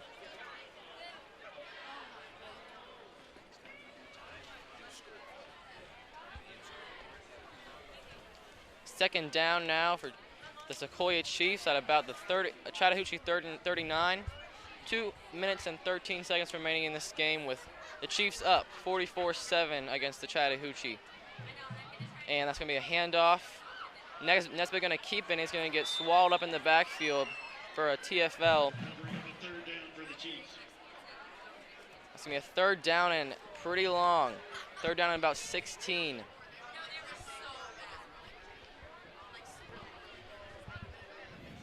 Some new players coming on the field here. Number 89, and Jackson Nesbitt still in the quarterback position. We saw Gillette earlier, but he has gone off the field. Some new players, and next Nesbitt under center. Signals for motion, hands off to Tyler Bell, and that's a huge hole. Tyler Bell gets another 1st down and more, and Tyler Bell gets inside the 20. In the red zone go the Chiefs with 1:19 remaining. So a big run for Tyler Bell there, and he can join the club with Jackson Nesbitt, or not Jackson Nesbitt, Jackson Hancock and Jack Pie scores for getting a big old 10 to 15-yard run here in this game so far tonight. Chase, you have an update for some region scores? Yep, last time we checked, Creekview had just pulled into within a touchdown. We'll go ahead and take this snap for the Chiefs real quick. 1st and 10 on the 20-yard line. Another handoff to Bell up the middle, and a big punishing run for the Chiefs. And that's a pickup of about 7 yards. So as it stands right now, Centennial pulling back to within a point on River Ridge, 28 to 27. So that is an excellent game to be paying attention to right now. Creekview, we said they had pulled back to within a touchdown of River Ridge. It is still 35 to 28. Riverwood, on top of the Creekview Grizzlies. 2nd down as the clock is running past 18 seconds for the Chiefs. It seems like they're going to kneel it, and Chiefs are going to secure a win here in Skip Pope. So, ladies and gentlemen, that will do it here from Skip Pope Memorial Stadium. Max and Will, excellent job, you guys. 44-7 your final score as the Sequoyah Chiefs pick up their first region win. And the way things are trending right now within the region, that's going to be a big momentum builder. Max, a lot of things going on in the region, Will, as well. Sequoyah still has everything they need in front of them. There's still a great chance that we could be seeing some postseason play from Sequoyah. Yeah, definitely. Especially with this region is amazing. Riverwood, Johns Creek, Cherokee, a lot of great teams. And I think even though they don't have the best record, I think they have a very strong chance to have a great postseason appearance and postseason run. And so with that Sequoyah win, Sequoyah will move to 3-4 in their season record and 1-3 in their region play. Chattahoochee falls to 1-6 and 0-4 in region play. A great game between these two teams. Not exactly the matchup that I think a lot of people were expecting, as both of these teams were 0-3 coming into the game. So we were expecting a little more of an even matchup. But again, as we talked about tonight multiple times, with this region you never can tell, and we still can't tell with those games that you just listed off their scores of. I mean, games are close. I mean, that's the reality there. Teams really aren't blowing out each other. I mean, with the exception of this one and a couple other ones, but it's been close, and it's very close football, and it's going to be some exciting playoff football. Yeah, Centennial taking down River Ridge would be huge for Sequoiah's playoff hopes. That would be a real shot in the arm, especially if Sequoyah, with Sequoyah welcoming River Ridge here at the Skip Pope Stadium next week as well. Speaking of next week's game, October 22nd, 7:30 kickoff. Sequoyah will be taking on River Ridge, cross-county matchup. Guys, we're going to be doing a military appreciation and first responder appreciation night here from Skip Pope Memorial Stadium. So if you're a first responder here and you are listening to the game, come on out to Skip Pope Memorial Stadium next week. We've got a good night in store for you guys to just show our appreciation as a community for those people who really take good care of us and watch after us. Our firefighters, our police officers, our sheriff's deputies, our EMTs, all of those guys. Fellas, any final thoughts? Max, go ahead first, and then we'll go to Will. I think this was a great win for the Chiefs, a very dominating win. Their defense looked phenomenal, a great statement win. And the offense didn't hold anything back, 44 points on the board. I think this is a great momentum builder and could really go on to the next couple games against River Ridge and Centennial down the stretch. Yeah, and I think this game, along with the other games that are being played right now, is a real encouragement to Sequoyah, because showing that these powerhouses like River Ridge and Riverwood can be down to even teams that people wouldn't expect them to be down to. I think that's a big encouragement for Sequoyah, team that some people think of as a little bit of an underdog team. And so I think that can be really, really positive for Sequoyah going into these next two home games, as well as Centennial closing out. So I think there's a good rest of the season in store for the Sequoyah Chiefs. So thank you once again, ladies and gentlemen, for joining us on ChiefsTV.org. Your final score from Skip Pope Memorial Stadium: Sequoyah 44, Chattahoochee 7. Once again, we want to remind you folks, next Friday night, Sequoyah versus River Ridge here from the Flat. Thank you so much for joining us, and have a fantastic evening as we sign off.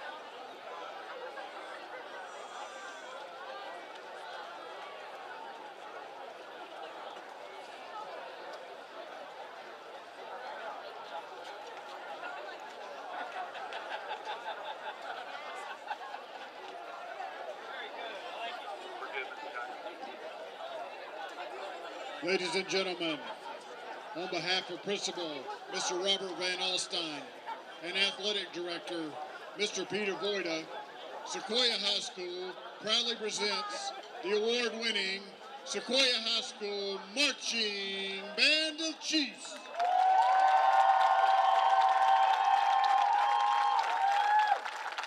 The Band of Chiefs is under the direction of the Director of Bands, Mr. Casey Eubanks. Additional band instructors include Brian Palat, Dennis Naughton, Daniel Krasner, Bailey Waddell, Ryan Wooster, Scott Jones, and Mac Jefferson. The student band leadership includes Ashlyn Bolduck, Malcolm Smith, Xander Riddle, Caitlin O'Connor, Brooke Helmley, Mitchell Perales, George Chimala, Bethany Hageman, and Ella Yarashik. The percussion captains are Tyler Smith and Zazor John Charles. The color guard captains are Emma Johnson, Elena Dover, and Alex Lemens. The band captain is Gavin Payne. Tonight's show is entitled To Climb and features original music by Mr. Frank Sullivan. Tonight's show is under the field direction of drum majors Riley Hartman, Kaylin Payne, and Jacob Black. Drum majors, is your band ready to take the field in post-game performance?